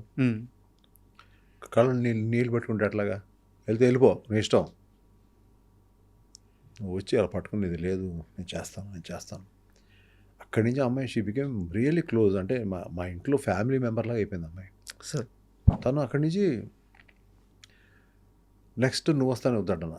మేము అసలు అమ్మాయిని అనుకోవాలి నేను. ఓకే. ముందు తను కాదు. ఏ అమ్మాయిని పెట్టాలో కూడా తెలియదు. మళ్ళీ ఎందుకు రిపీట్ చేయాలి. అమ్మాయి వచ్చేసింది, వచ్చి బుక్ తీసుకొచ్చింది. మధ్యలో ఎవ్వరూ లేరు, డైరెక్ట్గా ఎయిర్పోర్ట్ నుంచి వచ్చేసింది. ఏంటి వస్తున్నావు ఏంటి, ఏం పని ఉందా, వేరే పని ఉందని చెప్పింది. ఇదే డైరెక్ట్గా మా ఇంటికి వచ్చింది, భోజనం చేసింది. నేను సాయంకాలం వెళ్ళిపోతున్నానండి ఫ్లైట్ కంపే. తీసింది, బుక్ తీసింది. ఎప్పుడు కావాలి చెప్పండి. నేను ఇంకా డిసైడ్ చేయలేదు కదమ్మా, అందులో రాసుకోవాలి చెప్పండి. That was the first experience one heroine or hero has asked me. That is the respect I have. రాత్రి 3 గంటలకి మీరు ఫోన్ చేసి ఎవరితో మాట్లాడడానికి మీరు కంఫర్ట్గా ఫీల్ అవుతారు అని ఒక ఇంగ్లీష్ పత్రిక అడిగితే ఓన్లీ ఎంఎస్ రాజన్ ఇచ్చింది అమ్మాయి. అటువంటి ఒక అమ్మాయి ఇవాళ ఇంకా హీరోయిన్గా కొనసాగుతుంది, మంచి పొజిషన్లో ఉంది. I'm very very happy about her. నేను I think I have to go and meet her. తను ఎప్పటి నుంచో మళ్ళీ ఇంకో సినిమా అంటుంది. సినిమా కోసం కాకపోయినా కూడా నేను ఎప్పుడైనా వెళ్ళినప్పుడు, మెడ్రాస్ వెళ్ళినప్పుడు వెళ్ళి సరదాగా వాళ్ళ ఇంటికి వెళ్తాను. I will go for some breakfast. వెళ్తాను, కూర్చుంటాను, ఆకవులు చెప్తూ ఉంటుంది. మళ్ళీ నాతో సినిమా చేయలేదు, అది చేశాను కదమ్మా 3 సినిమాలు చాలే, ఏం చేస్తాను లేదు. ఇలియానా అని పెట్టుకున్నానండి ఆట సినిమాకి. ఓకే. అంటే ఆట సినిమా ఇలియానా అని పెడితే ఆ అమ్మాయి అసలు అలిగింది నా మీద. ఎవరు, త్రిష. ఫోన్ల మీద ఫోన్లు చేసింది. నేను వచ్చేస్తానుంది, షూటింగ్ వచ్చేస్తానుంది. లేదమ్మా ఆల్రెడీ షూట్ స్టార్ట్ చేసాము, ఎక్కడో రాజమండ్రిలో బోట్ మధ్యలో ఉన్నాము, ఆపలేను నేను షూటింగ్ అని చెప్పా. అప్పుడు కామ్ అయిపోయింది. కామ్ అయిపోయిన తర్వాత ఆ రోజు నైట్ ఆ అమ్మాయిని సరదాగా పాప ఫీల్ అవుతుందేమో అని చెప్పి ఆ రోజు తిరిగి కారు వెళ్ళేటప్పుడు, ఏదన్నా త్రిష నీలా దొరకదమ్మా, నీకులాగా దొరకదు. అవును కదా మీరు ఇబ్బంది పడతారు కదా. అమ్మ ఏం లేదు, ఇలియానాతో ఇబ్బంది ఏం పడలేదు, బాగా చేస్తుంది. అవునమ్మా ఇబ్బంది పడతానమ్మా నేను. అవును సార్ మీకు అవ్వాలి. అలా ఒక్కొక్కరిని లైక్ నా ఇంట్లో చిన్నపిల్లలాగా ట్రీట్ చేసేవాడు. ఎంతమంది స్టార్లు సార్, ఎంతమంది స్టార్లు. అయితే నేను ఈ మధ్య శ్రీహరి గారి భార్య విశ్వశాంతి గారిని ఇంటర్వ్యూ చేశాను. వారు మాట్లాడుతూ నువ్వు వస్తా అంటే నేను వద్దంటున్న సమయానికి ముందు శ్రీహరి గారికి అప్పటికి సినిమాలు ఆడుతున్నాయి హీరోగా. సరే ఫెయిల్యూర్ ఉండొచ్చు, సక్సెస్లు ఉండొచ్చు, కానీ ఈ సినిమాకి అన్న క్యారెక్టర్లో చేయడానికి ముందుగా ఆయన ఒప్పుకోలేదు. ఎంఎస్ రాజు సినిమా కాబట్టే ఒప్పుకున్నారు అని డిస్కషన్ నడిచింది. శ్రీహరి గారిని ఎలా ఒప్పించారు? అంటే నేను అసలు ఒప్పుకోలేదు అనే ఛాన్స్ లేదు. ఆవిడ ఎలా చెప్పారో తెలియదు కానీ సార్, నేను ఆయన అంటే వాళ్ళ ఇంట్లో జరిగిన డిస్కషన్, ఇంట్లో జరిగిన భార్యాభర్తల మధ్య జరిగిన డిస్కషన్. ఆయన దగ్గరికి వెళ్ళి ఆ కథ చెప్పినప్పుడు ఆయన కళ్ళ నీళ్ళు ఇలా పడి చేస్తున్నాను, డబ్బుల గురించి మాట్లాడద్దన్నారు ఆయన. చేసేశారు. లోపల ఏం జరిగింది, ఏం చెప్పారు అవన్నీ నాకేం లేదు. ఆల్రెడీ ఒప్పేసుకున్నారు, అయిపోయింది. మీ సినిమా అని మాత్రమే ఒప్పుకున్నాడు అంటే అప్పుడే ఆ వారం రోజుల్లోనే ఆయన డ్రెస్సు, ఆయన కట్టు, ఆయన పంచితీరు నేను డిజైన్ చేస్తా. ఏమీ డిజైన్ చేయలేదు. ఆయన 4 రకాలుగా డిజైన్ చేసుకున్నాడు. ఆయనే పిలిపించుకున్నాడు, ఆయనే డబ్బులు ఇచ్చుకున్నాడు. ఆయనే పంచి ఇలా ఉంటే బాగుంటుంది, లేకపోతే ఇలా ఉంటే బాగుంటుంది, ప్యాంట్ ఇలా ఉంటే బాగుంటుంది, షర్ట్ ఇలా ఉంటే బాగుంటుంది, అన్నీ చేసుకున్నాడు. హెయిర్ క్రాఫ్ ఇలా ఉంటే బాగుంటుంది, బొట్లు ఇలా ఉంటే బాగుంటుంది, 4 రకాలు అన్నీ పంపించాడు నాకు ఆయన. ఇది బాగుంది అని పెట్టేసి పంపించేశాను. That was his dedication sir. He was an emotion for the film sir. అబ్బా, హీ వాజ్ అన్ ఎమోషన్. అంటే మా అందరికి ఎమోషన్ ఆయన. అందులో కావాల్సిన సిద్ధార్థ, అందులో కావాల్సిన త్రిష, వాళ్ళు పెట్టిన వాళ్ళందరూ ఎమోషన్స్ నాకు. సార్, ప్రభుదేవ, దేర్ ఆల్ ఆ సినిమాకి దేవుడు పెట్టేశాడు అక్కడ, వాళ్ళని అక్కడ పెట్టేశాడు. మీరు ఎంఎస్ రాజు చుట్టూ ఉండని పెట్టేశాడు అన్నది అంతే. అయితే మీ ఇంటర్వ్యూ చేస్తూ ఒక వ్యక్తి గురించి మాట్లాడకపోతే నిజంగా ఆ ఇంటర్వ్యూ పరిపూర్ణం అవుతుంది. సిరివెన్నెల సీతారామ శాస్త్రి గారి గురించి ఇన్ని అద్భుతమైన పాటలు సార్. అంటే ఆయన అందరికీ అద్భుతమైన పాటలు ఇస్తారు. మీ సినిమాలు ఇంకా బాగుంటాయి. ఈ ఇంటర్వ్యూ కోసం అంటే ఆ పాట నేను చాలాసార్లు విన్నాను. ఈ ఇంటర్వ్యూ కోసం మళ్ళీ ఒక్కసారి ఫీల్ కోసం విందామని ఒక పాట వింటున్నాను. ఆ పాటలో జన్మంతా నీ అడుగుల్లో అడుగులు వేసే నడకల్లో తడబాటైనా నాట్యం అయిపోదా. మీ సినిమా స్టోరీ మొత్తం సార్ ఆ 2 మాటల్లో చెప్పేశాడు. సిరివెన్నెల గారితో మీ ప్రయాణం. అది చెప్పాను కదా, చాలా పార్ట్స్ తీయాలి ఆయన గురించి, నా గురించి ఏదైనా చెప్పుకోవాలంటే is one of the most I'm missing him today most closest person to me. ఏదన్నా పంచుకునేవాడిని ఆయనతోటి. మా జర్నీ గ్రేట్ జర్నీ. అంతా నిశీధిలో జరిగింది, అంతే రాత్రులు. అంతా రాత్రి. ఆయన ఊదే పొగ మధ్యన జరిగింది. ఆ పొగని దేవుడికి పెట్టే దాని ఏమంటే పొగ ఉంటుంది చూడండి, హారతి. అలా ఉండేది చుట్టూ. ఉమ్. వాటి మధ్యన కూర్చునేవాడిని నేను. ఉమ్. ఎన్నో పంచుకున్నాం. ఆఖరికి మనసంతా నువ్వులో సీతారామ శాస్త్రి గారి క్యారెక్టర్ ఆయనే వేయాలి, ఓకే. మీరు వేయాలి శాస్త్రి గారు అన్న, వేస్తానని అన్నాడు ఆయన. ఉమ్.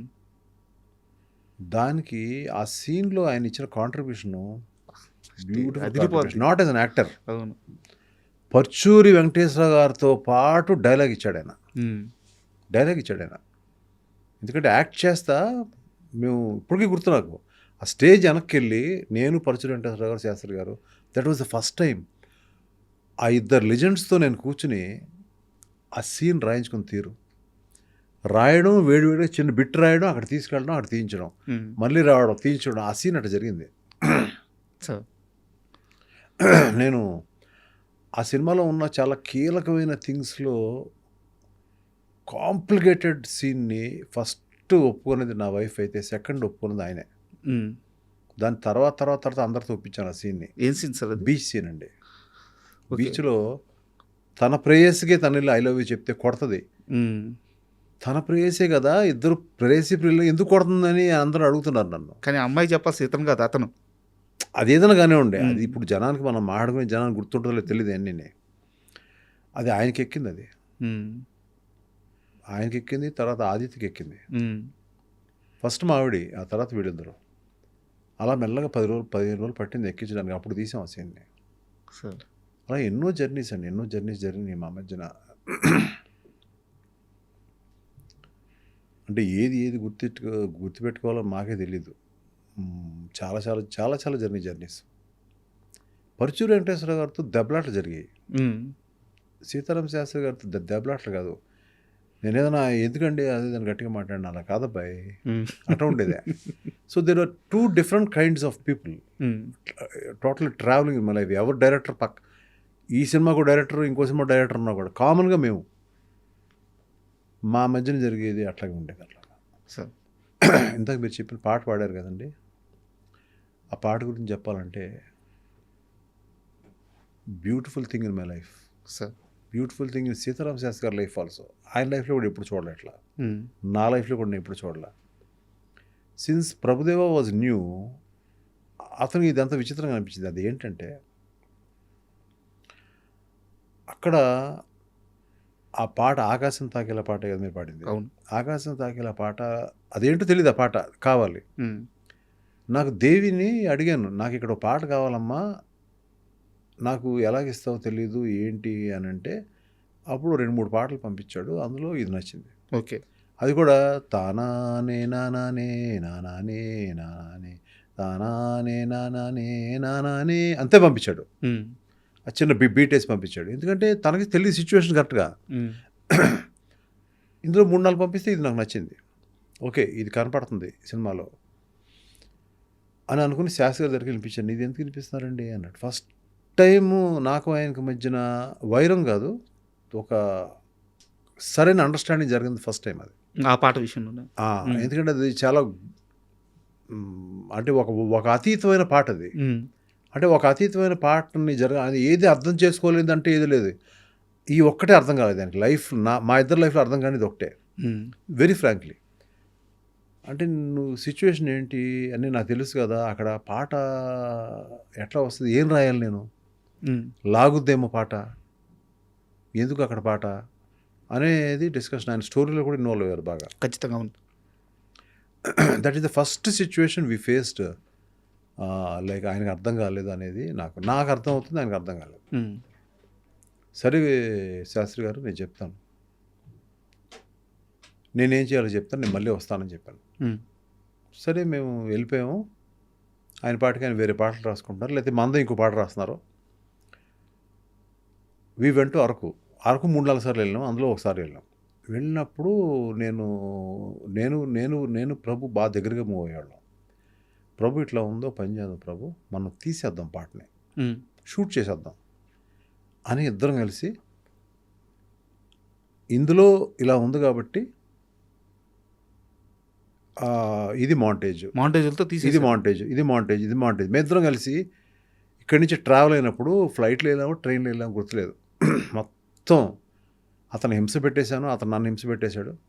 ఇద్దరు కలిసి ఒకరిలో హింస పెట్టుకుంటా మొత్తం పాట అంతా చేసుకుని వెళ్ళి, అక్కడ కూడా ముందే పెట్టద్దు, ఒక 2-3 రోజుల తర్వాత పెడదాం అని వేరే సీన్లు తీస్తా ఈ పాటను అనుకున్నాను. మధ్యలో గ్యాప్లో లంచ్, అతను భోజనం చేస్తూ ఉంటే ఇక్కడ ఇది ఉంటే బాగుంటుందా అంటే ఇలాగా అలా ఉంటే బాగుంటుంది, భోజనం ఇక్కడే పెట్టేవాడు, ఇక్కడ విసుకునేవాడు కాదు పాపం.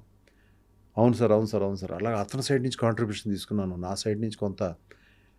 హీరో వెళ్ళి ఒక చిన్న బర్డ్ పారిపోతుంటే బర్డ్ పట్టుకునేవాడు, అది పట్టుకునేవాడు, ఇది పట్టుకునేవాడు, ఇవన్నీ చేసాం. అక్కడ ఏదో అతని సైడ్ నుంచి కాంట్రిబ్యూషన్ అన్నారే మీరు, కొంచెం లుంగి ఇలాంటి వస్తుందని చెప్పి ఇద్దరు కలిసి లుంగి వస్తూ ఉంటే ఇలా చూడడం. అతను కొంత చెప్పాడు, నేను కొంత చెప్పాను. అతను మాస్టర్, గొప్ప మాస్టర్ అతను. మేక డెలివరీ అవుతుంటుంది అప్పుడు, అది వేరే కథ, అది వేరే, అది ఇందులో లేదు, అది ఇందులో లేదు. అదంతా మొత్తం రాసుకున్న తర్వాత వి స్టార్టెడ్ షూటింగ్ ఇట్.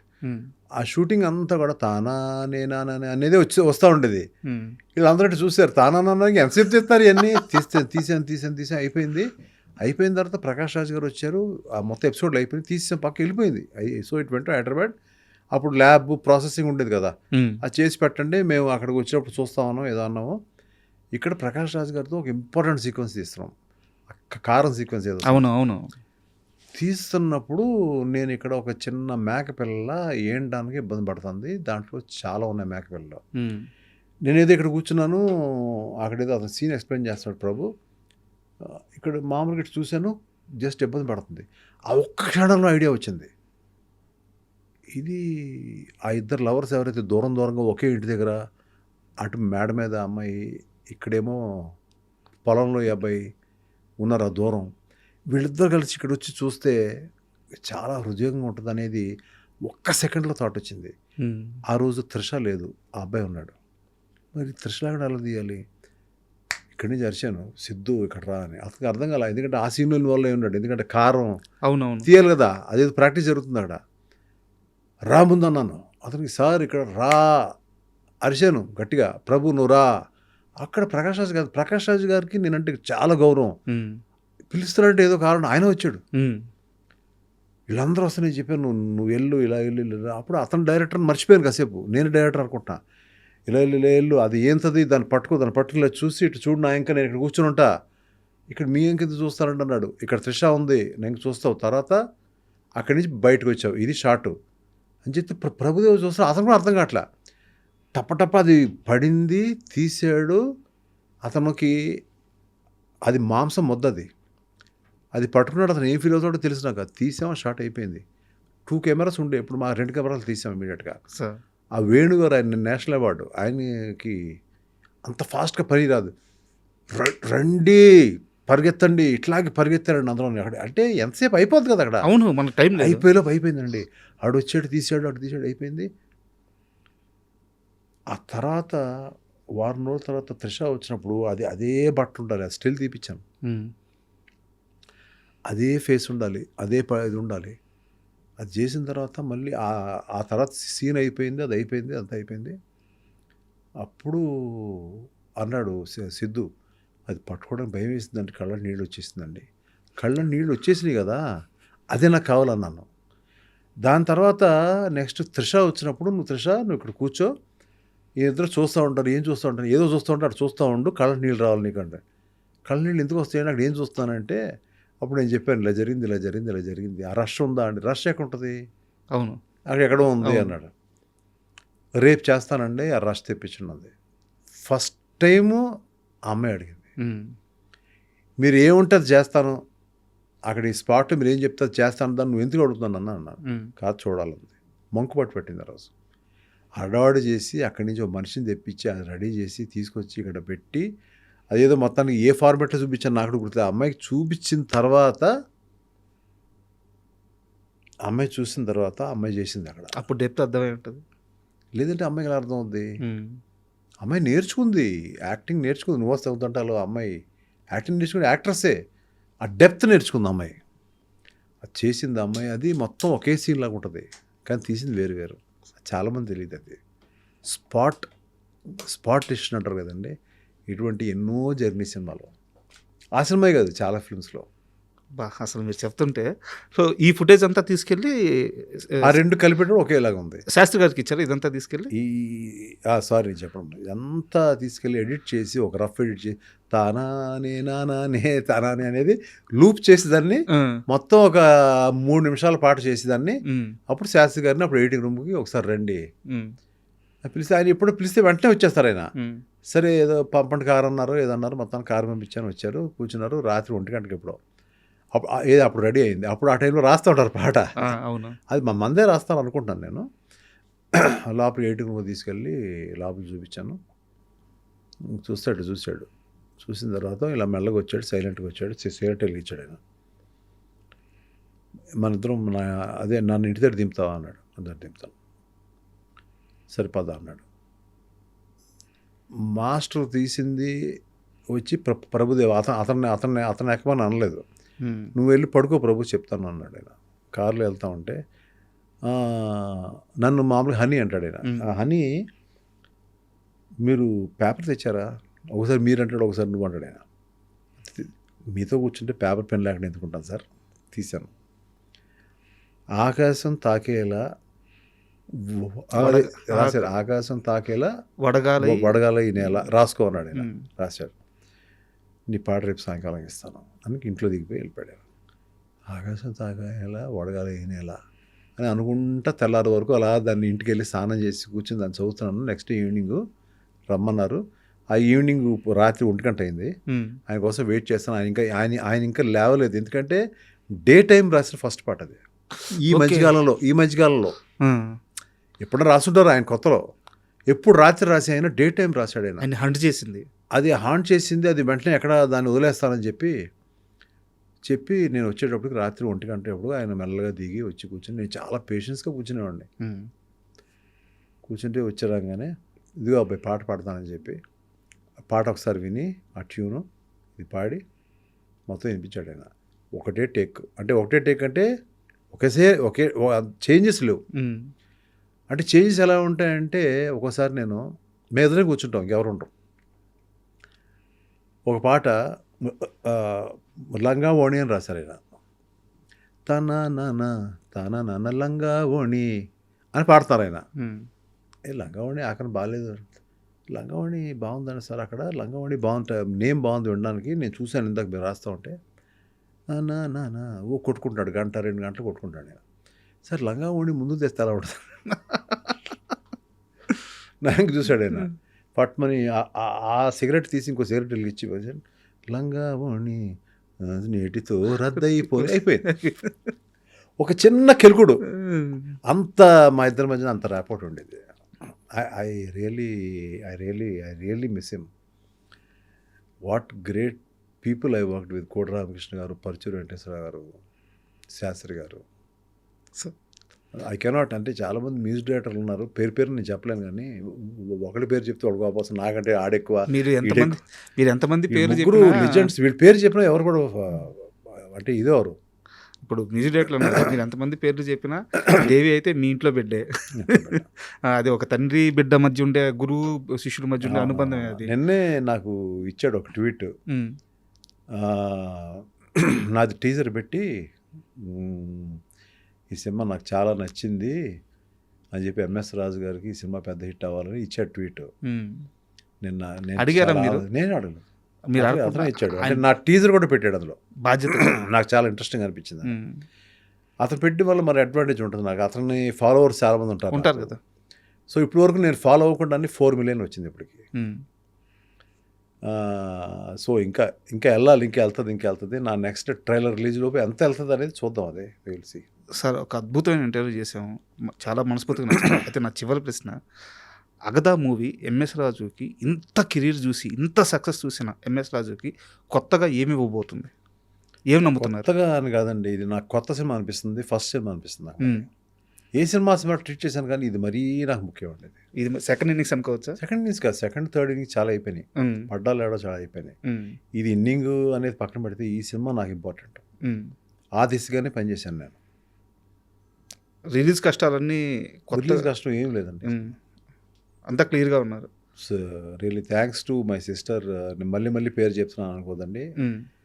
ఈ సినిమాలో నన్ను నేనున్నాను అన్నా, నీకు ఎంత పెట్టమంటావు చెప్పు, నేను పెడతాను అని చెప్పిన మా విశాలక్ష్మి గారుకి మనస్ఫూర్తిగా ఎంతోమంది నాకు రుణం తీర్చుకోలేనని, నాకు మహేష్ లాంటి హీరోలు కూడా అన్నారు కానీ ఆవిడ రుణం నేనైతే తీర్చుకోలేను సార్. నేను చెప్పాను, ఇది ఒక ఆల్రెడీ స్టేజ్ మీద చెప్పాను, ఇది ఒక డ్రీమ్ అని. చాలా డ్రీమ్స్ ఉన్నాయి, ఇది ఒక డ్రీమ్. ఈ డ్రీమ్ చాలా ఇంపార్టెంట్ నాకు. ఈ డ్రీమ్ని సెల్యులాయిడ్ మీద పెట్టడానికి మెయిన్ రీజన్ ఆవిడే. So it's lot of thanks.